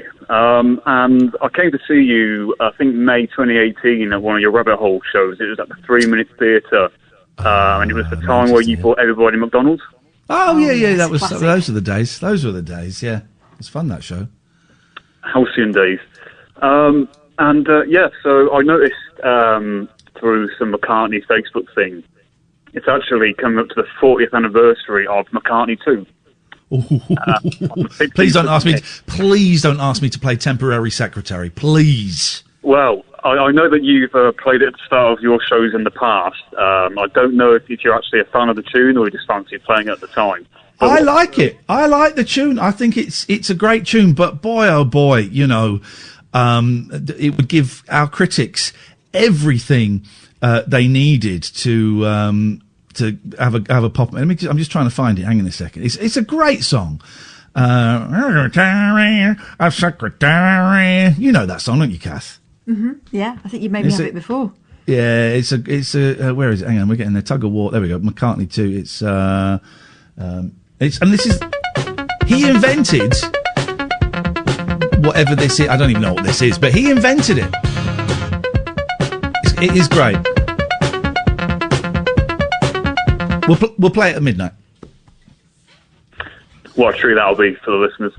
We'll play that at midnight and see how it goes. No, I can't play it. I tell you why I can't play it. Because now I'm streaming on YouTube. Every time I play a Beatles song, the video gets pulled from YouTube. Ah, right. Every time. And then last night, I played a Ramones song, and that got it pulled from YouTube. You've got to be so careful these days. So careful. So no, I will not play Temporary Secretary. People can go and look it up themselves. What I love in particular about the whole pulling from YouTube thing was we were alerted to that fact by none other than Mr. Michael McCartney. Yeah, yes, he did. I can't watch it. It's been pulled from YouTube. Yeah, by your brother. Yeah. It's your brother's gone around doing it. That's what, oh God, I hadn't made that connection. That's hilarious. That's hilarious. Anyway, Sean, what do you want? So what's your general thoughts on McCartney too? Because I think the first 3 tracks are really good. Because obviously you've got like Coming Up, which is a good classic. And On the Way is a good little sort of expose and a bit of guitar riffing, which is great. I don't think this track was on the original release, but I think on one of the remastered albums, I think 2011, there's a track called Blue Suede. And I genuinely think it's one of the best McCartney tunes he's ever done. It's fantastic. I tell you what, this is one of the best McCartney tunes. Don't go jumping waterfalls. Please keep to the lake. That's a great McCartney song, and the video for that is beautiful as well. I like McCartney too. It's not something I put on very often, but there's some great songs on there. What? She's gone off to do the dishes. That is unbelievable, Sean. I don't think she's a fan of McCartney too. I don't think she appreciates Coming Up or, Temporary Secretary. She is gutted because it signalled the end of Wings, and she was a big fan of Wings. Well, she was obviously down in the dumps when, back from the egg finished, and couldn't go over it. Well, and I mean, there was the disappointment of him getting arrested in Japan. A, it was a personal letdown because he was using drugs, and B, it meant that there was no tour to support the album, and she was really looking forward to going, even though she was only 2. Sean, I'm going to let you go, and I would like to apologise for the rude treatment by my co-host Catherine Boyle, my underling. That's all right. We'll forgive and forget. Thank you, Sean. You're a big man. Thank you, buddy. Cheers, mate. Take care. Thank you. Goodbye. 0344 499 1000. Listen to that. That's outrageous. Absolutely. So unprofessional. Let's go to Michael. Good evening, Michael. Ian. Michael, I'm sorry that my underling is not here, but she's an idiot. Okay, that's no problem. I just want to say you made some flippant comments a few moments ago about Cliff Richard and Gary Glitter. No, I didn't. You did. You compared Cliff Richard to Gary Glitter. No, I didn't. You did. I'd be very careful, Michael. I'd be very, very careful how you phrase this, because you're in real danger of being libelous. Most certainly... Let me finish. I'll let you come back. I most certainly did not compare Cliff Richard to Gary Glitter. Would never do that, and I certainly didn't. You used those 2 artists in the same sentence. Yes, I did. That's not a comparison. That's a list.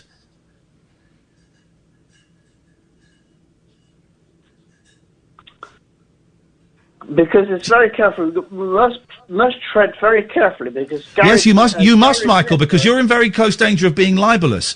I said a list of artists... Shut your face, thicko. I said a list of artists that my YouTube streamers were suggesting were in the top 10 earners of all time. I did not pay attention, because it's really hard for you to pay attention. I did not compare Gary Glitter with Cliff Richard, and I didn't. Have Gary Glitter even mentioned in the... Oh, grow up. Grow up. I was reading a list of names that obviously were... Here's the joke. What you did. Yes, I did. I did know what I did, Michael. I read a list of names that people were jokingly suggesting were in the top 10 earners of all time. I mentioned 2 Unlimited. I mentioned Sunita. I mentioned Gary Glitter. I mentioned Cliff Richard. Of course those people would not be in the top 10. Offender, I would not have that offender's name used in the same sentence as It's not up to you. British artist. It's not up to you who I list. It's not up to you who I list. I'll list who I like. Have that wonderful artist as our dear Cliff My God. will not have the artist dear Cliff mentioned in the same sentence. I will put whatever artist in whatever sentence I like. You do not tell me, and you do not instruct me who I can put in what sentence and where. I will put whoever I like in what sentence. You said about... You're going round in circles, and you're wrong, buddy. Shall I tell you something really controversial? Shall I tell you something really controversial? You implied... No, I didn't. You are. You are. You're about to libel him. You're about to libel him. You're about to libel him, because I didn't. I don't care. I don't care. No, you've already done that. Oh, no, you're libeling me. Oh, here we go. You libel me, Michael. This will be fun. I'm going to keep quiet so we've got a clear recording of this so I can send this to my solicitors in the morning. Go on, Michael. Say what you were going to say. You mentioned a sentence with Gary Glitter, which included Cliff Richard, which clearly implied, in your words, that they are both sex offenders. Right, two things. Let me stop you there. Firstly, I have to apologise for Michael's comments. We know that Cliff Richard is completely innocent of any accusations that were made of him. Absolutely. He was never... Shut up. Shut your face. Turn his fader down while I do this so that we don't get... So turn his fader down so we don't get sued. I'd like to apologise. I'm a big fan of Cliff Richard. And we know that there was all that trouble a while ago. He got arrested.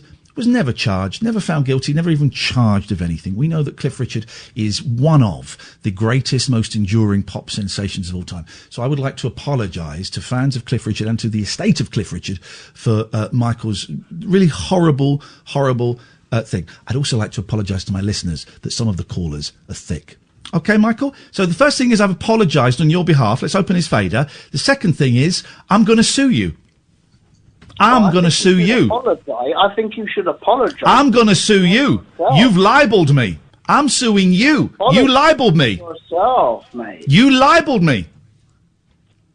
You should apologise for your... You libelled me. I'm suing you. In talking about Cliff Richard, that wonderful gentleman... Please don't repeat the libel, Michael. Please, Michael, you're just going to make things worse for yourself. Can I tell you something controversial? I like Gary Glitter's music, and I still listen to it. Yeah, that's fine. That's up to you. But Michael? My wonderful...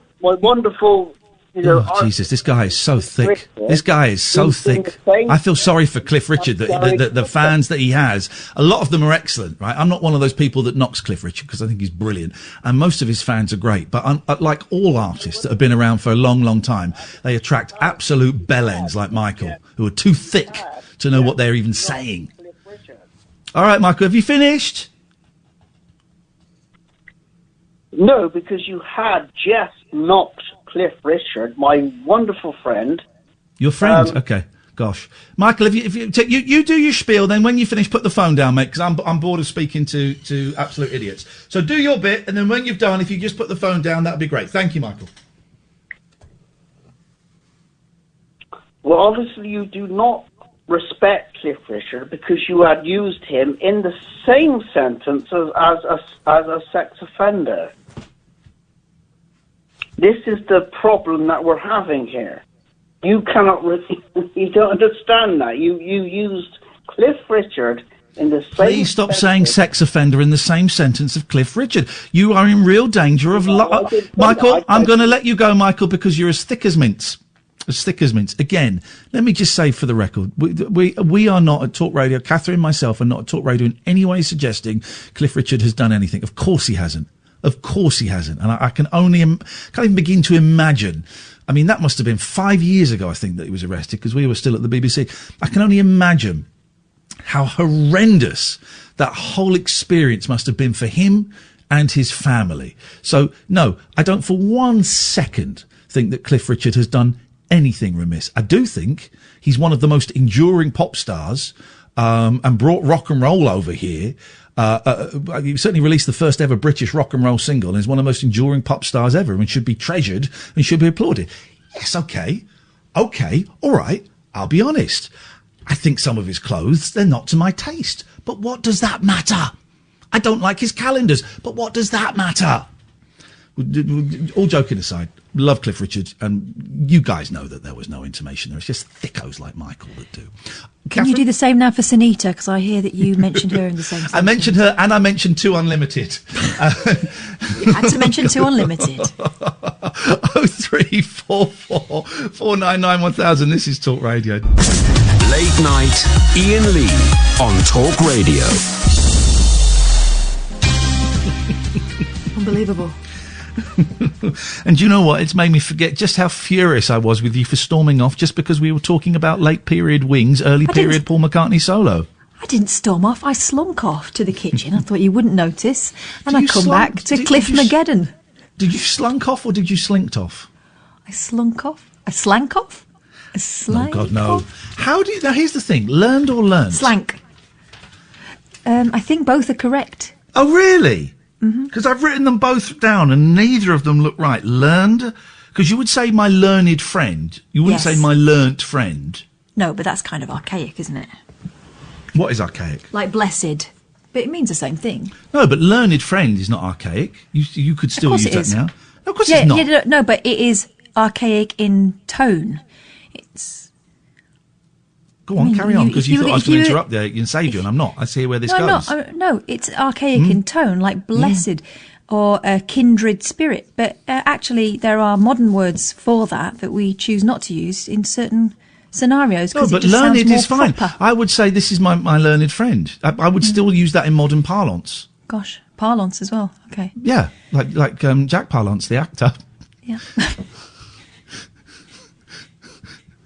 I'm scared. I'm scared of Michael. Michael texted in before that phone call. Is he still ringing? I bet he is. No, he's not. But he texted in a few minutes. You're comparing Cliff with Gary Glitter, Mike from Bristol. What? In what? Where did he hear that? Where did he hear that? But again, no mention of Sunita or 2 Unlimited. I love a bit of Cliff. I'd love to interview Cliff. It's never going to happen.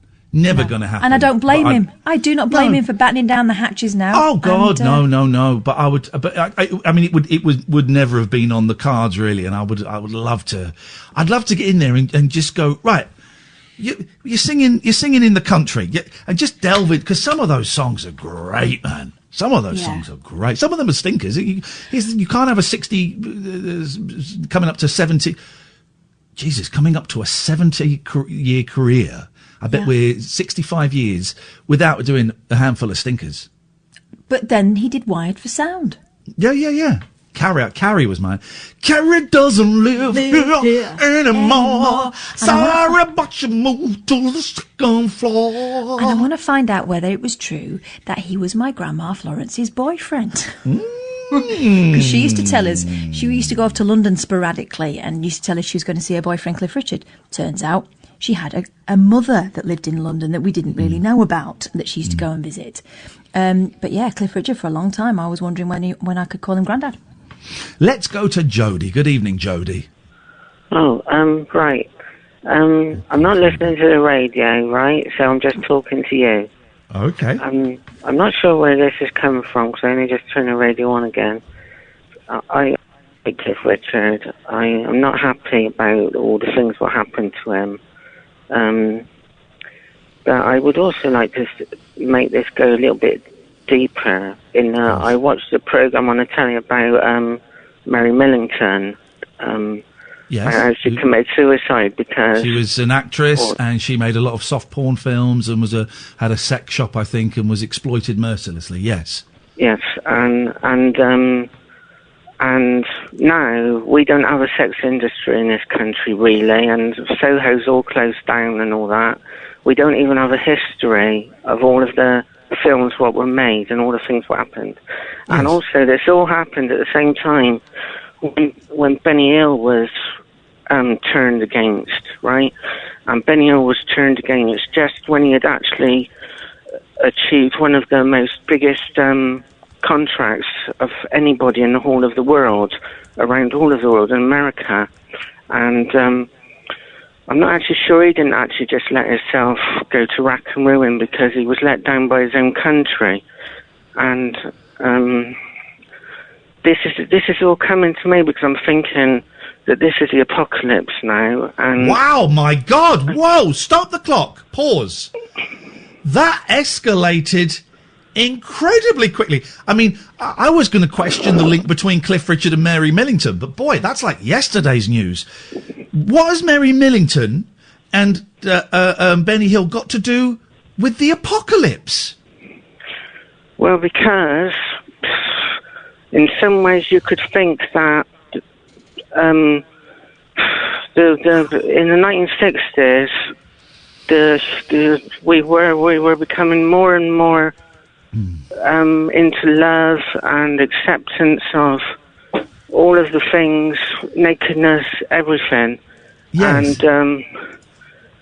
And it's almost as if in 1984, which is like the major date, it all changed with censorship in this country. Why was 1984 a major date? Well, that's when they took away all the X certificates and they banned everything. And that was like what they call it, video nasties and things, didn't they? And the censors got the censors got hard, which meant the viewers didn't. Yes. That was the beginning of the clampdown, basically. Again, what have pornos, soft British pornos, where all you saw was a bit of boob, got to do with the apocalypse? Well, because if the apocalypse has really come to an end, if the human race is going to finish now, right? Yes, which it isn't, but yes, okay. Let's pretend it is. Let's pretend it is. Yeah, just for this conversation, yeah. Let's imagine that everything what's happened can all now be categorised as a sequence of events leading up to a final stage, right? And when this happens, when this happens, where was I? Remind me where I was. You were talking about pornos and the apocalypse. I'm just passing by the radio to see if I'm really on there. Actually. You are on there. Yes. Okay. Well, I can't hear it though. It was crackling when I walk in the room.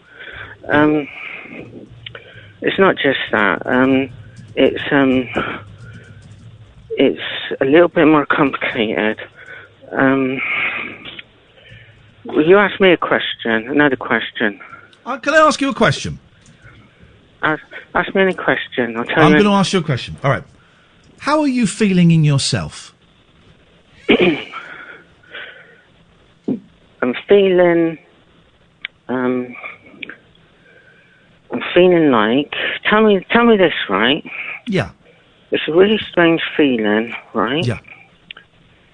Is there anyone listening to this program, right? Because there's a strange feeling in the world, like everything has just died, and I've just been able to walk around, and there's no evidence of life. Well, there is life. Listen, I'm alive. My friend Catherine, who's doing the show with me, is alive. Our friend Amy is alive. She's in London. I know that my kids are alive because they're upstairs. I saw my ex-wife today. I saw a lot of people. People are out there and people are alive, okay? Are you struggling, Jodie? Are you struggling with the lockdown? No, I'm seeing everything completely in perspective, as if all of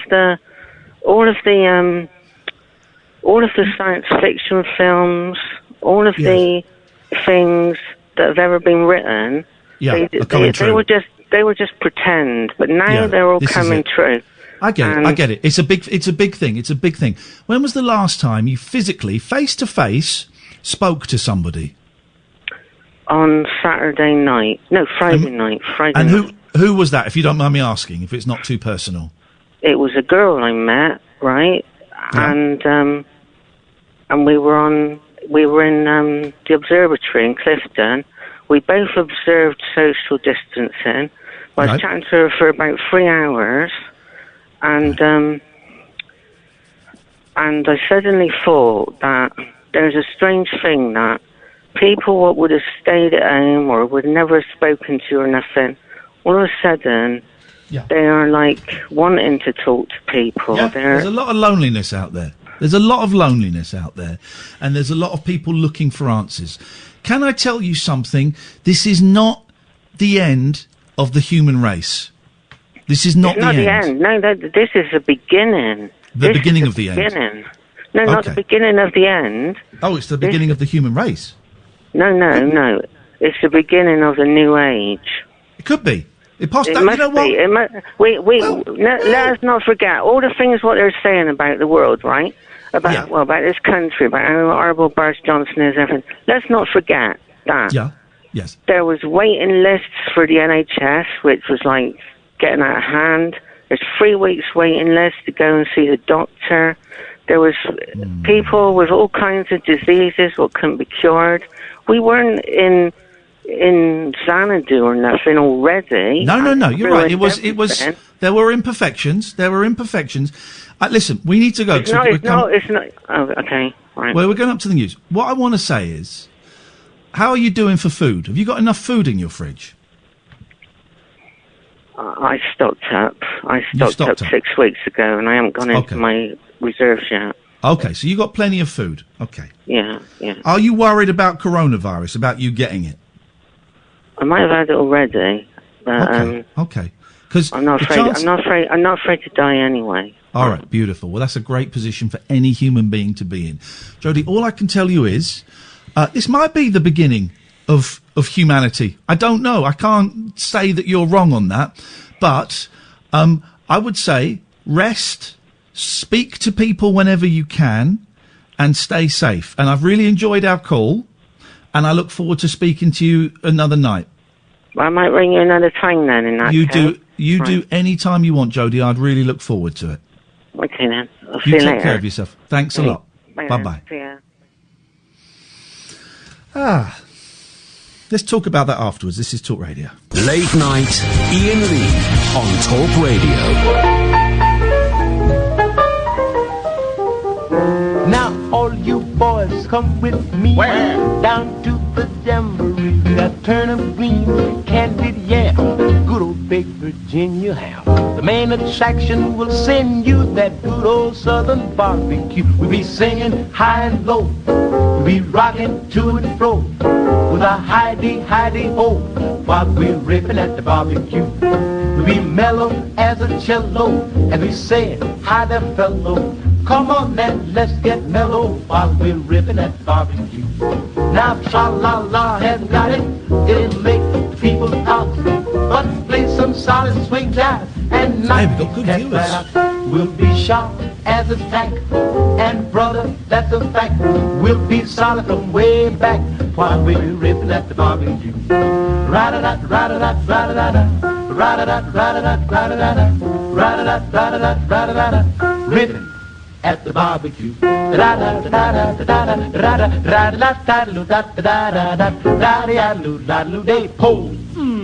Barbecue, baby. Bye, potato, day, batu, batu, day, da da da da da da.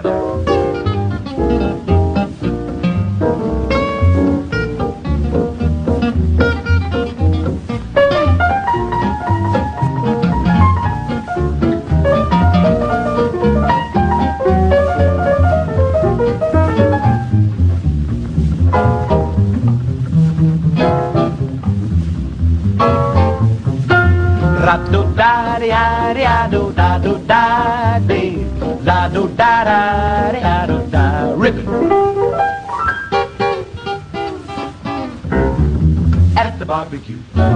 Rip the beam, the beam, the bay, wrapped up there, it's bad day, up, may fair, fray, hey, dropped up game, the beep, hey, blah, hey, blah, rip the button, bain, read the gippy piddles bay, heachy adlay, even the gippy piddles bay, about the dollars bay.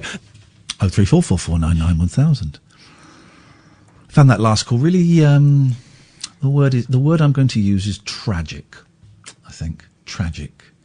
That was a real soul in pain. I would say certainly confusion, and it was funny. It was funny at the start. It's funny, and we're allowed to. Please don't anyone feel bad if you were laughing at that and then realised, as I did, that it was someone who was struggling in whatever way. Don't feel bad about laughing. The beginning of that phone call was funny, right? That was a funny, going from Cliff to Mary Millington and Benny Hill and the talk of the British porn industry, and Jodie was spot on. It was 1984 when the censors, came in and kind of ripped the heart out of a lot of movies. So Jodie clearly knows her stuff.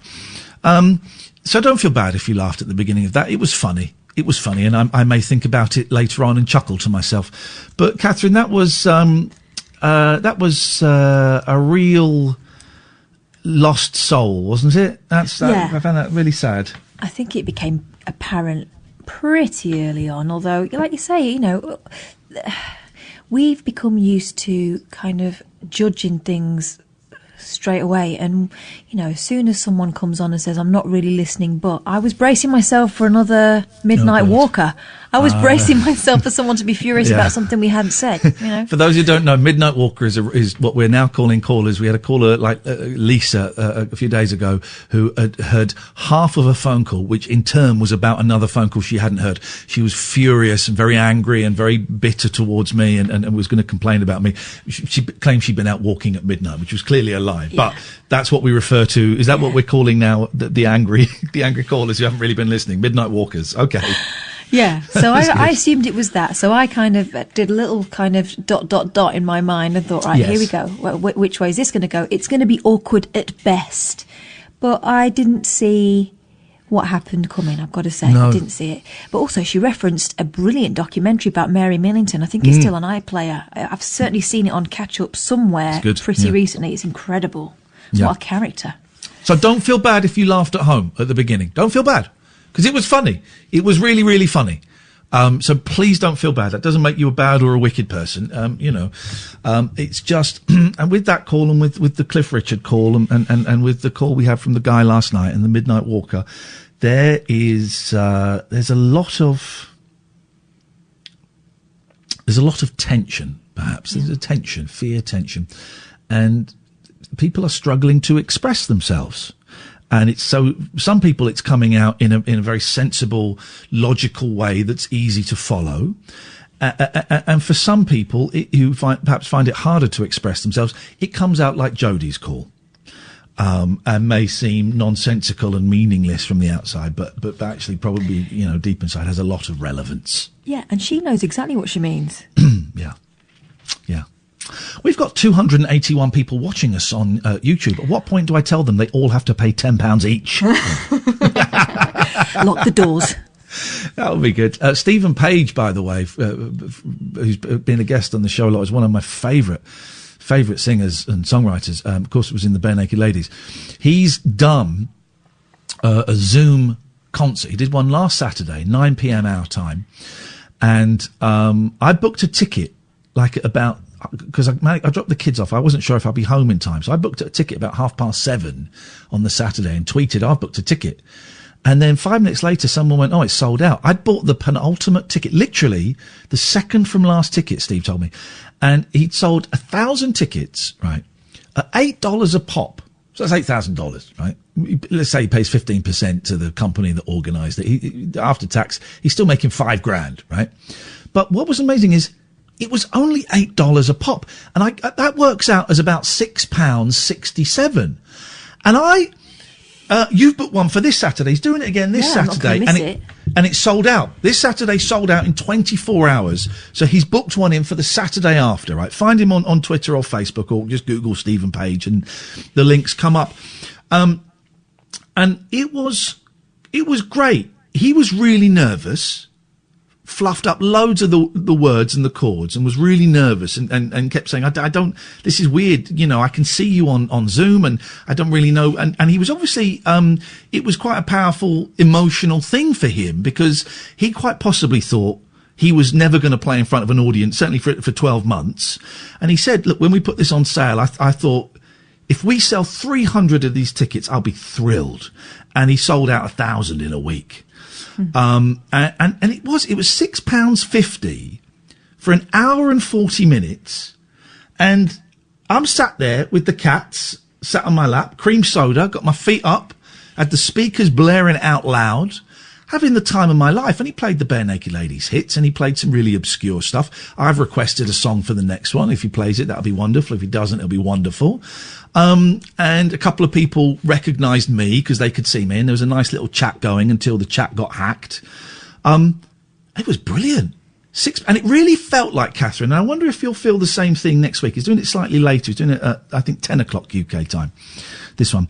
I wonder if it felt like I had an evening planned. It felt almost like I was going out to a show. Almost. Yeah. It's an event. It's the closest thing to an event that we're going to get for a while. And I found that the other week when it was my sister's 40th birthday, and of course we couldn't be together. My mum's in self-isolation and has been for ages. But we all got together on Zoom, and we got Pete Heat. And Pete Heat, the magician, of course, who's a friend of the show, is doing private gigs on Zoom for whatever you want to pay him. And he doesn't need to know beforehand. He sends you to a link afterwards, and he's very grateful for whatever you can chuck him. And it felt like a night out. It felt like we'd done something special. And every single person, you know, my sister and my brother-in-law and their kids and my parents were thrilled to bits. They were like, "God, this is such a good idea. Thanks so much for sorting this out." Because everyone is bored out of their minds. And anything that just punctuates the weekend or the week, it is a real treat. I think I really appreciated handing the entertainment over to someone else for a bit, and he was wonderful, Pete. And I know that Stephen Page is going to be amazing. Oh, and he does it in his basement, which is like a music studio, and he played guitar and piano and told stories, and it was wonderful. I love him so much.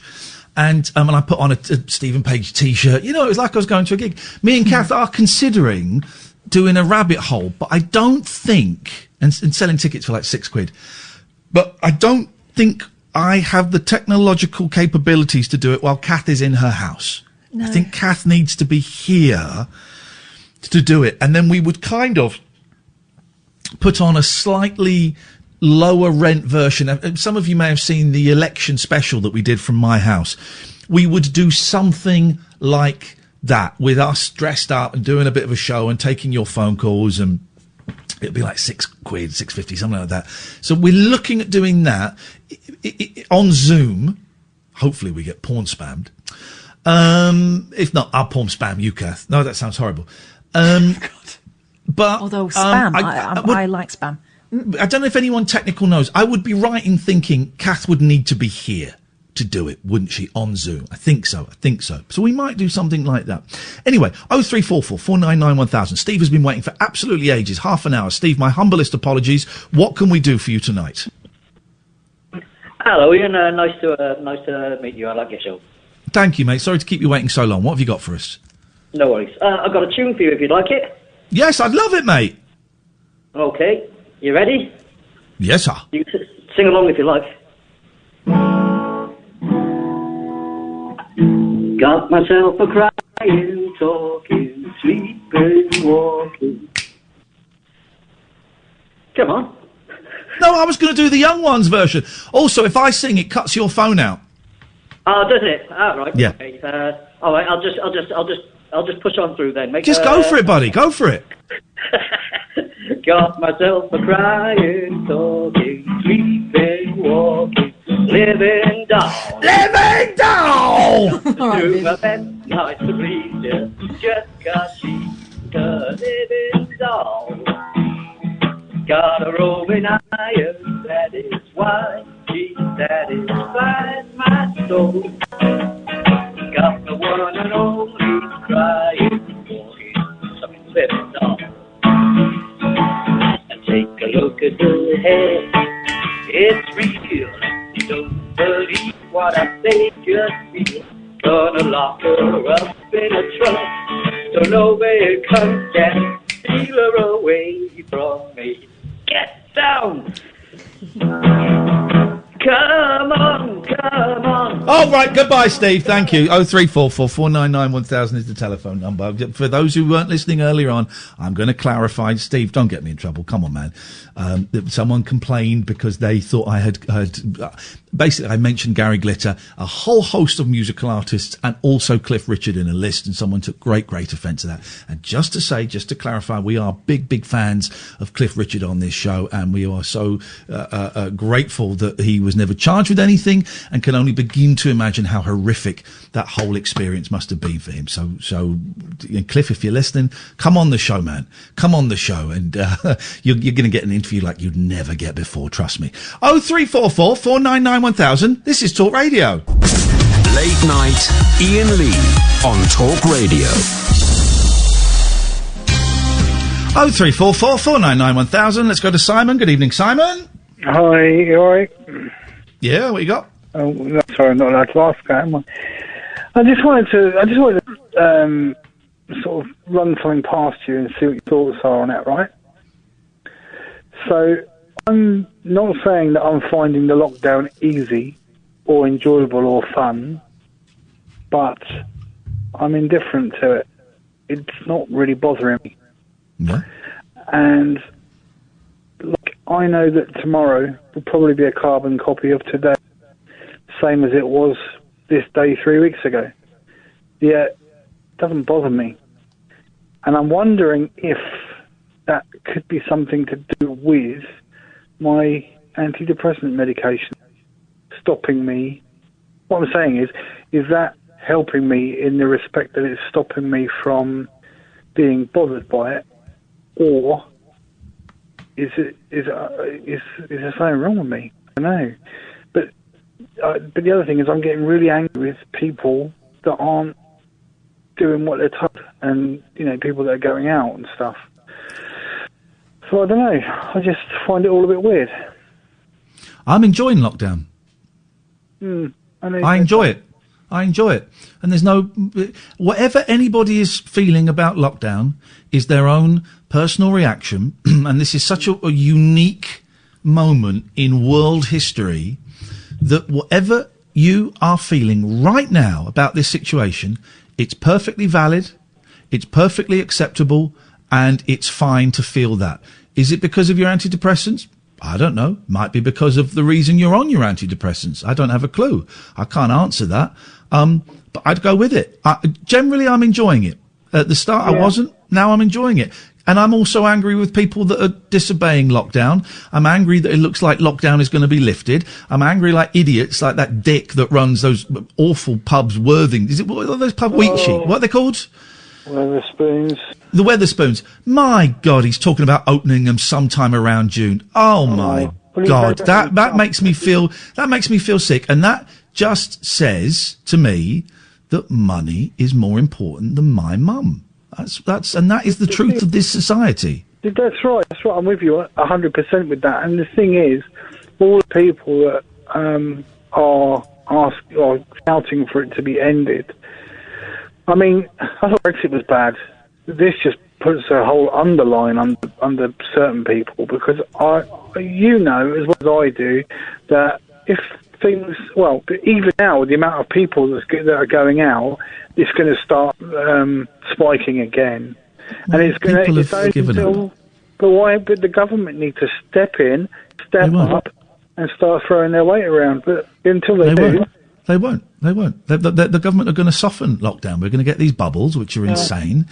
And we're going to ignore the fact that Germany softened the lockdown and the number of deaths went up hugely again. Of course the number of deaths are going to go up hugely because we haven't got a vaccine or a cure for it. What apart from people standing away from each other, we've not really got anything different. That's the only thing I can tell we have in place that we didn't have in place 6 weeks ago, social distancing. And that's going to be really, really hard to do. And we've not even been told in this country yet that we should wear masks. Kath has very kindly made me some masks, which she's going to send. And if I have to go out shopping again, I'm going to wear the mask because hopefully it will have some impact. And if it doesn't, it will actually make me feel a little bit better anyway. So my sister's had it. My sister, she's a carer. She works in a nursing home. and her residents are slowly dropping. She's had it as well. She actually had a test.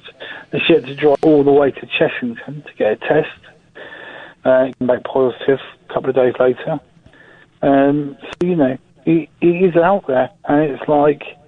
But we also don't know if you can get it a second time, or if you're immune if you've had it already. So we don't know anything. This is really, really early days.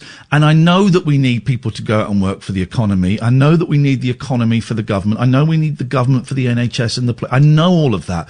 But all it says to me is everything we have based our society on, I guess you'd call it capitalism, but I'm not intelligent enough to know if that is it. But everything we have based our society on, to me, seems to be wrong if we're putting, and this is kind of a very simplified argument, but if we're putting Barclays before Kath's mum, which we are, Barclays is more important than Kath's mum in the greater scheme of things, but obviously to Kath, you know, let me say my mum is more important to me than Barclays, but that is, in society, Barclays is more important than my mum. Wetherspoons is more important than my mum. And to me, if that is the reality, which it is, then our society is effed up, man, and we got lost and we got it wrong. But we were almost there, though, Ian. This is what was me, right? We got to the point where we start to see the turn.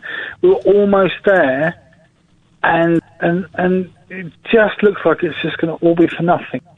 And yeah, well, again, this is what me and Kath were saying on the phone earlier. If they loosen the lockdown in 2 weeks, well, the last 6 weeks have been pointless. It's been a waste of time. It's been a waste of everybody's time. Exactly. Simon, thank you very much. 0344 499 1000 is the phone number. We did the 1/4 break, didn't we, Amy? Yeah, we did. Thank you so much. God, I miss having eye contact with you or Sam, because you would give me a filthy look if I'd missed the break, which I'm doing more and more often. Both of you would, but I don't get the filthy looks. I don't get Kath's those filthy looks. I know, Amy, give me a filthy look now. Go on. Okay. Oh, I felt that. Oh, that's a stinker. I felt that. I missed that. I missed Kath would raise her hand. She hasn't done it so much for a while, but if I get too angry or go too far, Kath raises her hand, and I know that I just need to. I'm crossing a line, or I may have already just crossed it. So I do. It's funny. I think the three of us, and Sam, when we have Sam, I think and the delay is slightly less than it was 2 weeks ago, but I think we've got it as tight as we can without eye contact. But my God, Amy and Catherine, doesn't it show you how important it is to be able to see each other? Yeah. Yeah, I mean, there have been so many instances, you know, because I'm producing while we're on air, so I can't shout down your ear. Not that that was the way we produced you before anyway, because it does your head in. But I can't do that. So a lot of our communication is through eye contact and looks, and the fact that we know each other so well. You know what I mean with, you know, my facial expressions and vice versa. So, yeah, it is tricky, and I don't hate it as much as I did when we first started. It felt very weird to be talking into the ether. Yeah. And it helps that there is less of a delay now. Oh, sometimes the delay was 2.5 seconds, which is impossible to have any form of spontaneity. But we're on a slightly better system, and it seems to be working better. But yes, it is. But we are WhatsApping each other, by the way. We are, and I've got you on YouTube. Even though there is a delay there, I can see you listening to the callers, and I can judge how it's going from your perspective that way. But the three of us are WhatsApping each other, so we've got a little bit. But it's it don't feel right, and I can't foresee a time this year when I will feel safe going back to the studio. No, let me rephrase that. I can't foresee a time this year when it will be safe to go back into the studio, because nothing's changed. Nothing is changing. I know they're working on a vaccine. Godspeed to that, but nothing is changing. You know, it's shitty. It's a really shitty thing. And I don't like it. Amy, you're going into the studio. I know Sam goes into the studio. You have to. There's no other way around it at this point. But there are fewer people there at the moment, which has got to be helpful for distancing reasons, because that is a small space that everybody shares. So I How does it work, Amy? When we were off the other day, were you tech-opping for Howard Hughes? Yes. And so was Hayley was producing that, and was Hayley in the studio with you? Yeah. Well, Hayley was obviously in your chair. Right, And okay, so then she was in the obviously I was broadcasting in mine. studio, and you were there. And have I got this right? Because sometimes a show requires where you are sat to have someone sat next to you. Have they put up a Perspex screen in the room? We don't have a screen, but we're as far away as we can be. And Okay. then the assistant producer is in a different room, and we talk to them on talk. Okay. Right, okay. I'd slightly misunderstood. I thought I'd heard that they put a screen in there. Okay. And how are you finding it going in? I don't even know where you live, so I don't know what your journey is. Are you scared? Are you worried? Or is it all cool? Some days it's a bit scary, but I try to not let that get to me so much. And, I mean, when I'm here, other than the fact you're at home, it feels kind of normal. Yeah, yeah. But it's the journeys in and out that are different. And then at home it also feels a little bit normal as well, because obviously I'm still coming into work, so... Yeah, this is the thing. Everyone's experience is different, right? Mine is different because I get the kids 3 days a week, and yours is different because you're going in to your place of work, and Kath's is different because she's got the kid. Everyone's experience of this is completely different. My God, I wish I'd kept like a video or an audio diary from day one. My God, what an idiot for not doing that, you know. Even if I didn't do anything with it for 10 years, just having that stored somewhere would be would be a lovely thing to have. But there you go. We didn't really think about that. But Amy, I've said this to Sam, and I will say it to him again, and I'll say it to you. But Catherine and I are so grateful that both of you make the effort to go in, and, you know, we couldn't do this show if you weren't there. And I know you do James's show before, and we are really grateful. And at some point when this is over, we will find a way of repaying both of you. We'll go out for a nice meal and we'll do something. But we are really, really grateful. So thank you very much. Oh, well, that's all right, you know. We're all just doing our bit. Oh, in that case, you can forget the meal then. Fine, she's just doing her bit, Kath. She's just doing her bit. But we are really grateful, and we certainly don't envy you at all. Oh, look, it is time for a break now. The switchboard is empty, so now is a great time to give us a call. 0344 499 1000. Last 30 minutes of the show, the late night alternative. Weeknights from 10 with Iain and Catherine Boyle on... Well, hang on, that makes it sound like I'm Iain Boyle. Let me just rephrase that. With Iain Lee and Catherine Boyle, weeknights from 10 on Talk Radio. Late night, Iain Lee on Talk Radio. So do you know what time it is, Kath? Is it time for someone to ring up and completely miss the point and get angry with us? No. And then take up the next half an hour trying to unravel it? It's 12:30. What? How's that? I don't know. I won't say dreading the show tonight, but I've been so tired, and it's really hard to muster enthusiasm. And I was playing a very dangerous game. The boys got into bed just after 9, and I went and lay on my bed to read this Beatles book. And that is a dangerous game because I was tired and I could have conked out, but I didn't. But somehow the magic, the duende, has come together. And I've got to be honest, everybody on youtube.com/Iain Lee who's watching me, everybody is saying how great my hair looks. Silver fox, very, very thick. It's receding a little bit, but that's fine. I think I'm going to grow my hair long. How long? Like Richard Madeley long?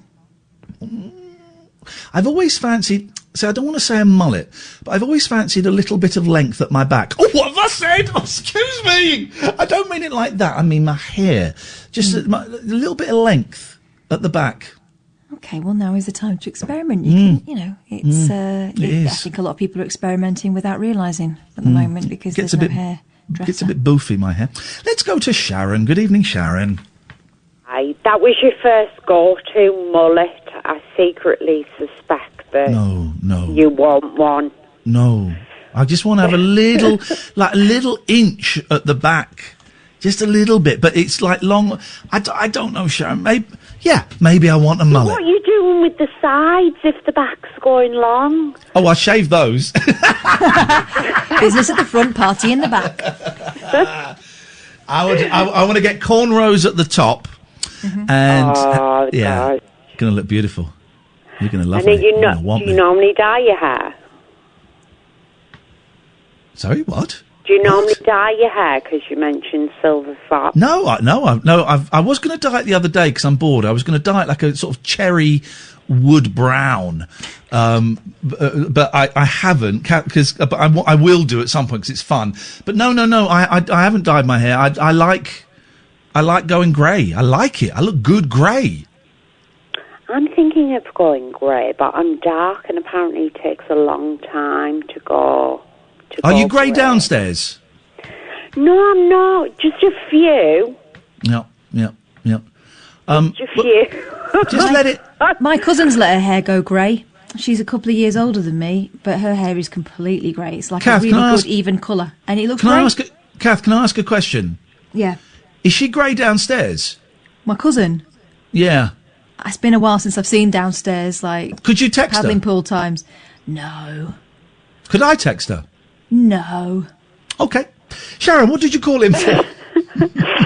I was just with you saying that, these 6 weeks, what have they been for then? When it all first started, the word herd immunity was used, and then they seemed to backtrack on that.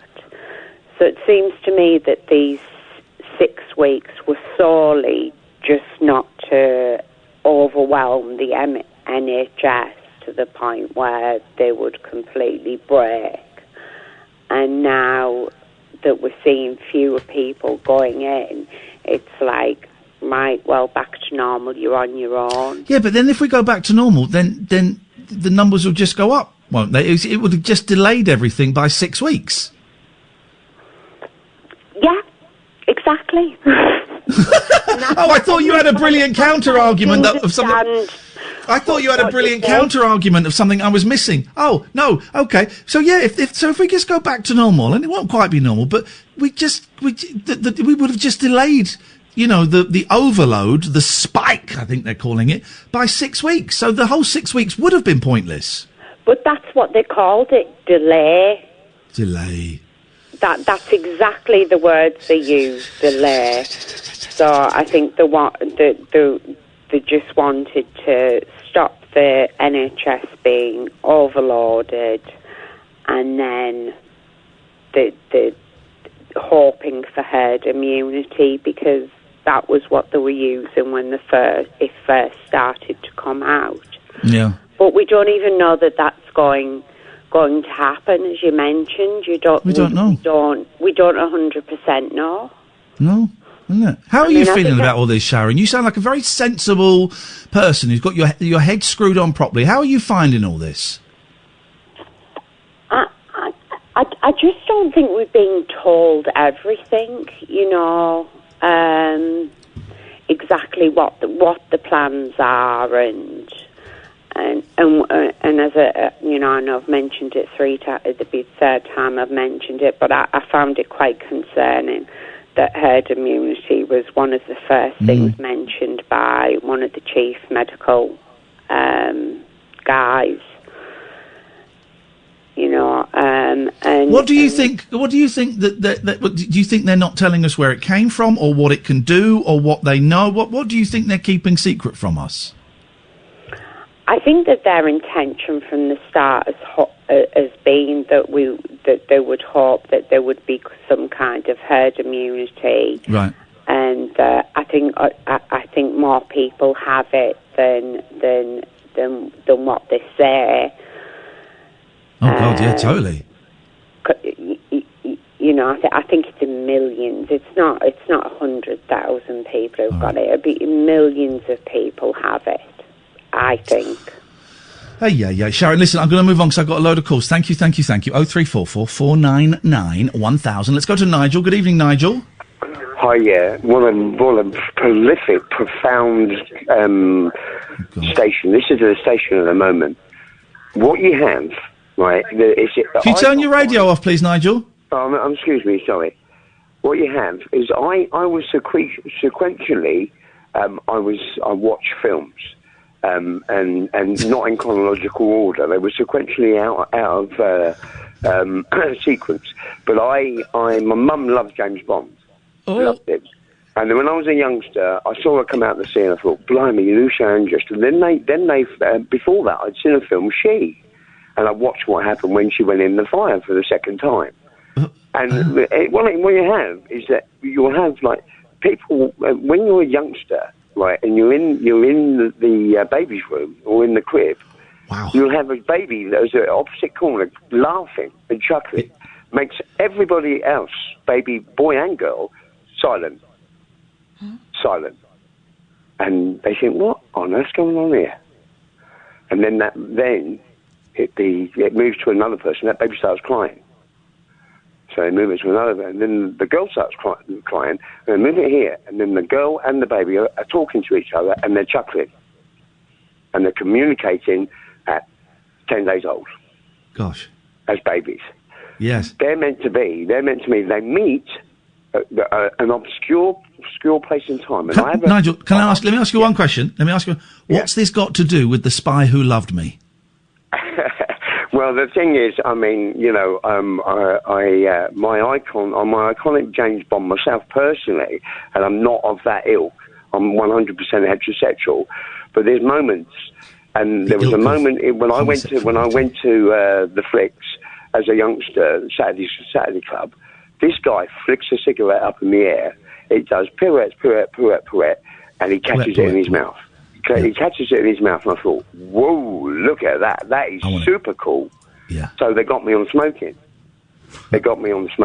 And you know, and that was nicotine. And then there was the Marlboro Cowboy, and then there was James Bond. He lights the cigarette up, and there's how it was lit. My name is Bond. Click, James Bond. And she can't believe it. She thinks, and I'm just wondering what this has to do with a baby in the womb making a girl laugh. You meet her, and you say something. I mean, I was 16, I come from the south, and I'm sat there talking. I'm chatting away, and I'm blah blah blah. Whatever I'm doing, I'm drinking. I'm drinking underage, but I haven't had a lot. That makes sense. I'm under control. I've broken the law. I'm drinking underage. The guy knows I'm underage, but, you know, he's hedging his bets. He needs to earn a coin and that. And I'm sat there and I'm chatting there, and she's thinking, well, he's all right. He's had a few, but he's not coming on. And then I said this. I said, where are you from? She said, oh, I'm from Durham. Now, that's another corner of the world for me. Yep. I don't know anything about Durham.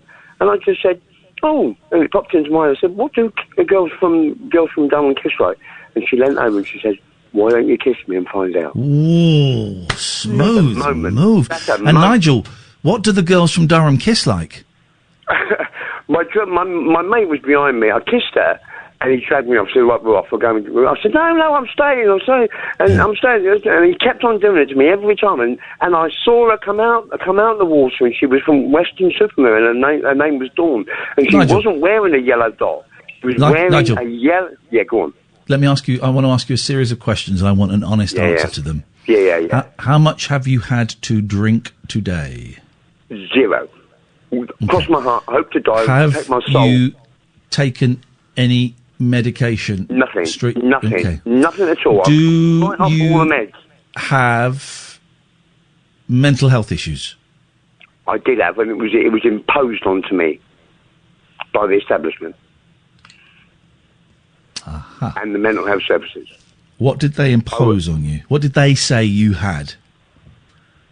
I told them, I said that I thought Jesus was with me in prison, and I didn't know he was there, and he was there, and he was whispering to me, and I was in the den of iniquity. There was drugs everywhere. There was everything going on, and I was in the darkness. And I went to sleep and I slept soundly, and they watched me and they watched what I did. And the first thing I did is I went and saw a priest. And I'm What did they diagnose you with? What did they label you as in terms of mental health? Yeah, she said to me, "Do you believe in God?" I said, "Yes, I do." She said, "You got bipolar." You got bipolar. And I'm assuming you don't agree with that diagnosis, that labelling. Yeah, they came here today and they're worried. They've seen my flat and they're absolutely petrified. Who came today, Nigel? I rang up the 111 services and I talked about my tooth, wisdom tooth. And I said, well, cometh a man, cometh the hour, or cometh the hour, cometh the man. I said, a dentist gets obscene amounts of money. I said, and he can't, with the skill and the technology and all the stuff that he's got at his disposal. Nigel, listen, I'm really sorry to cut you short, but I have to, just we're running out of time. And we've got Raheem, and I have to speak to Raheem tonight because he got cut off the other day. So they came round to your flat today. What state did they find it in? There's sort of the beginnings of an Edwardian Regency icon furniture with the aid of French polishing. I will have panelled walls, I'll have furniture. Okay, so that's what you want, and it sounds. I love a bit of Edwardian and Regency stuff. I love it. It's kind of out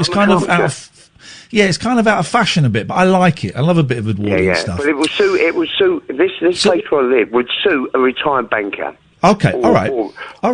So that's what you want. But when they came round today, what state did they find? Because when we want to get our places done up, it's going to be a bit of a mess. They found it tidy. Why were they so worried then? Because you said that they were worried. They said, they were worried, all right. And what were they worried about, Nigel? Because they're going to be exposed, aren't they? The mental health services are blight on the NHS. Can I put forward a controversial theory? Let's just kick an idea around. Yeah.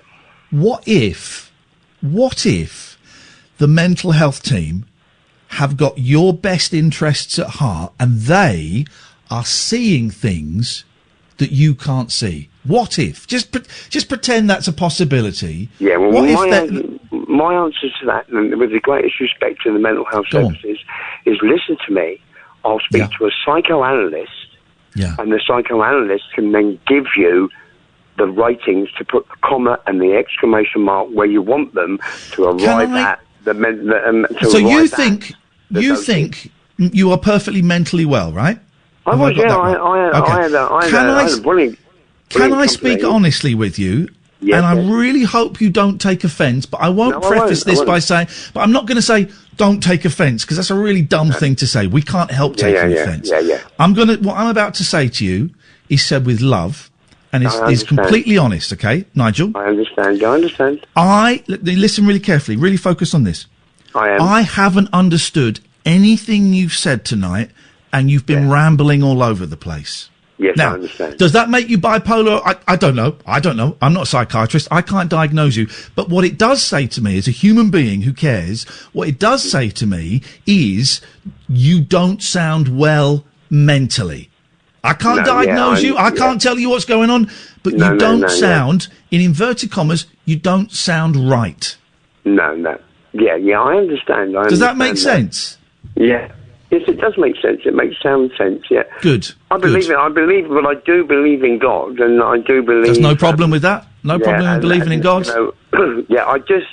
What I hate is when I see intelligence, right, that I'm at school, and I see somebody more intelligent than me, and then I see that guy, and I met him, is stacking shelves in Tesco's, and he's for forerunner to move up the chain, and I look at him and I think, you don't even know how to do bottling up. Move the stock to the front. It's frustrating. And if you don't just put the new stock in front, that's lazy. You've got to put the new stock everyone knows you put the new stock at the back, bring the old stock forward, so that idiots like me can push the stuff at the front to the side and grab a bottle from the back and ruin the thing. Nigel, I have to go, my friend, because I'm so late for the break. It's been really nice talking to you. Take care of yourself. And listen. This is my suggestion. Listen to what the mental health team say. Be true to yourself. Speak your truth, but listen to what they say, because my experience with mental health teams And from what I've heard from others say, generally, they have the interests of the patient at heart, the best interests of the patient at heart. But I understand why you'd want to be sceptical. Nigel, I've really enjoyed talking to you. Raheem, I swear to God, you're coming up next. This is Talk Radio. Late night, Iain Lee on Talk Radio. Gosh. There's a perfect example of me and Catherine having a little WhatsApp texticle after that. The thing I'm learning, Catherine, with callers like that call's actually... that's quite upset me, Nigel. That's quite upset me because I don't know why. But the thing that is dawning on me is actually with people as confused as Nigel, there's nothing I can do except show them kindness.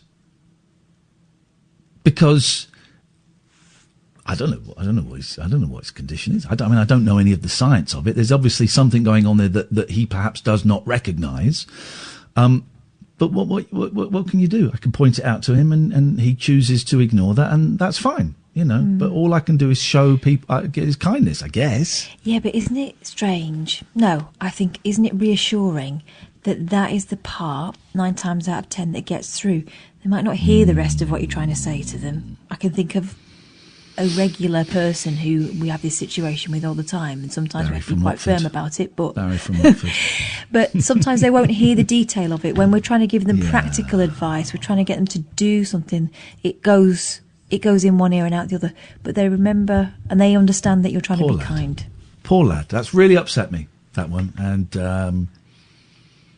I'm just on the edge of tears, but that for some reason that connected with me more than any of the other calls we've had over the past few nights. There was just something. He was there trying. Was just something there. He was trying to get through, wasn't he? Again. You can't feel bad if you were laughing at the start because it was funny. This is one of the things when my granddad had Alzheimer's. We had to laugh. Because the other option is you sit there going, "Oh my God, he doesn't know who I am, and he's talking about when he used to work as a postman," and we just have to laugh, you know, not cruelly, not you know, but it was you kind of tell you a story about working in the post office that he told you 10 times already that day, and you'd sort of look at each other and go, "Oh, blimey, here we go again. All right, Grandad, you're telling us that again." You kind of had to go along with it. So there is no shame in laughing. It took me quite a long time to realise he didn't have a point there, it has to be said. No. I really thought we were going somewhere. And there were some beautiful images, Ursula Andress rising from the waves, etc. And I think that's partly what makes it so sad, is his control of language is exquisite. And his descriptive skills are wonderful. Just somewhere a fuse has gone or a wire has come loose or something, the machinery has stopped working, and anyway, let's go to before we run out of time again, because Raheem was on the other line when we had our Midnight Walker call and we never got to him. Raheem, it's so nice to talk to you, my friend. How are you doing? I'm all right. How are you? I'm all right. You're so satisfied to listen to the other night, actually. Well, it was funny because I remember Lisa said, well, you don't even know what your next call is going to be like. I said, well, it's Raheem, and he's going to be a really nice call. Thank you very much. So yeah, I remember. I was going to pitch you an idea about what to do with people like that. Oh, God, blimey! No, with people. Well, what would you do with people like Lisa, who was very angry? If she's starting lockdown rules, right? Yeah. What I do is I give the police a helping hand. Drive around with a supply of Pokemon balls and chuck it at them and say, "Get inside, you stupid Pokemon! Get inside!"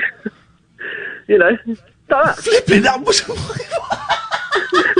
Oh my God! Yes, you're right. I'll get some of those. I did have some Pokemon balls. I think I used them all up. Raheem, we speak at last. What can we do for you on this wonderful, wonderful evening? Right, so you were talking about, if they ease the lockdown, right? Yeah. And I had a thought. You were talking about that idiot who owns the Wetherspoons, Tim Martin. And basically, he's already planning on how to reopen things. And I'm just thinking, how awkward would it be if he tried to reopen, gets his staff back, only to realise that they'd all gone to work for Tesco because he told them to? Well, he did, didn't he? It is fair to say that he treated his staff at the start of this very, very poorly. What I've also noticed as well is on Twitter, lots of people going, well, boycott it. Yeah. But all of the people that are saying boycott Wetherspoons would never go to a Wetherspoons anyway. So it's a pointless thing. What will happen is he will open at some point and business will return back to normal for him. That's the way it will go. I think he's an odious man. I think he's very narrow-minded. I think he's very, very selfish. I think that the treatment of his staff is abysmal. I haven't been in the Wetherspoons for a long, long time. I don't like them, but I understand why some people do like them. I wouldn't want to be snobby and completely criticise them. But I think it's insane to be talking about opening sometime in June. I think when they sell a cooked breakfast with a hot drink for £5, unlimited refills, it's hard to. It kind of puts the whole thing out of the way, doesn't it? Yeah, of course it does. And he'll have some wicked, even lower price stuff to get people in. I just think that talking about opening stuff and gathering things it's one thing going to visit your family. It's another thing going out to a boozer. It just scares me, man. It scares me because nothing has changed from 6 weeks ago. I know. I miss my socialising and going out. It's driving me mad, this lockdown. I miss it, but do you know what? If it saves lives, I don't actually miss it. I hate it. Isn't it? But if it saves lives, I'll do it. I'll avoid. Well, I tell you what, I played a nice game with my kids the other day. I said, right, when this lockdown ends, and bearing in mind, boys, it might be a year, but, in terms of being able to go out and do what we want, not necessarily the lockdown. So when this ends, what do you want to do first? And my eldest said, go swimming. My youngest said, go to an escape room. Oh, by the way, Kath, I've been sent a link for an online escape room. I'm going to check it out this weekend. If it's any good, I'll send it over to you. Yeah, 20 quid. Thanks very much. And it's like the same sort of puzzle. I love an escape room, man. So my eldest said swimming, my youngest said an escape room, I said the cinema, and then we all went, a restaurant. So I said, right, boys, when it's safe to, we're going to do all of those things in one day. When it's safe, we're going swimming, we're going to an escape room, then we're going to go and see a movie, then we're going to go for a nice meal afterwards. And so we've got that. That's going to be an expensive day, isn't it? It is going to be expensive. And then I said, well, where do you want to go to in the world? When we can fly again and it's safe, where do you want to fly to? And they both said New York. And I said, right, so we've got those things to look forward to. Probably won't do it till next year. That. But go on. Funny story, because in April, I was set to go to New York because I won the tickets to go to New York, and it got cancelled. No. Well, now, what happens when they cancel a prize to New York? Do you get, another tickets, or do you get the cash equivalent, or is that it? I think when I spoke to them, they said they're going to rebook it anyway, so hopefully next year.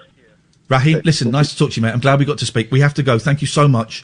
0344 499 1000. It's the phone number. Don't call for us, though, because I don't want to talk to you anymore. But Daryl Morris will want to talk to you. He's a sucker for punishment. Evening, Daryl. Oh, you got time for me, have you, today?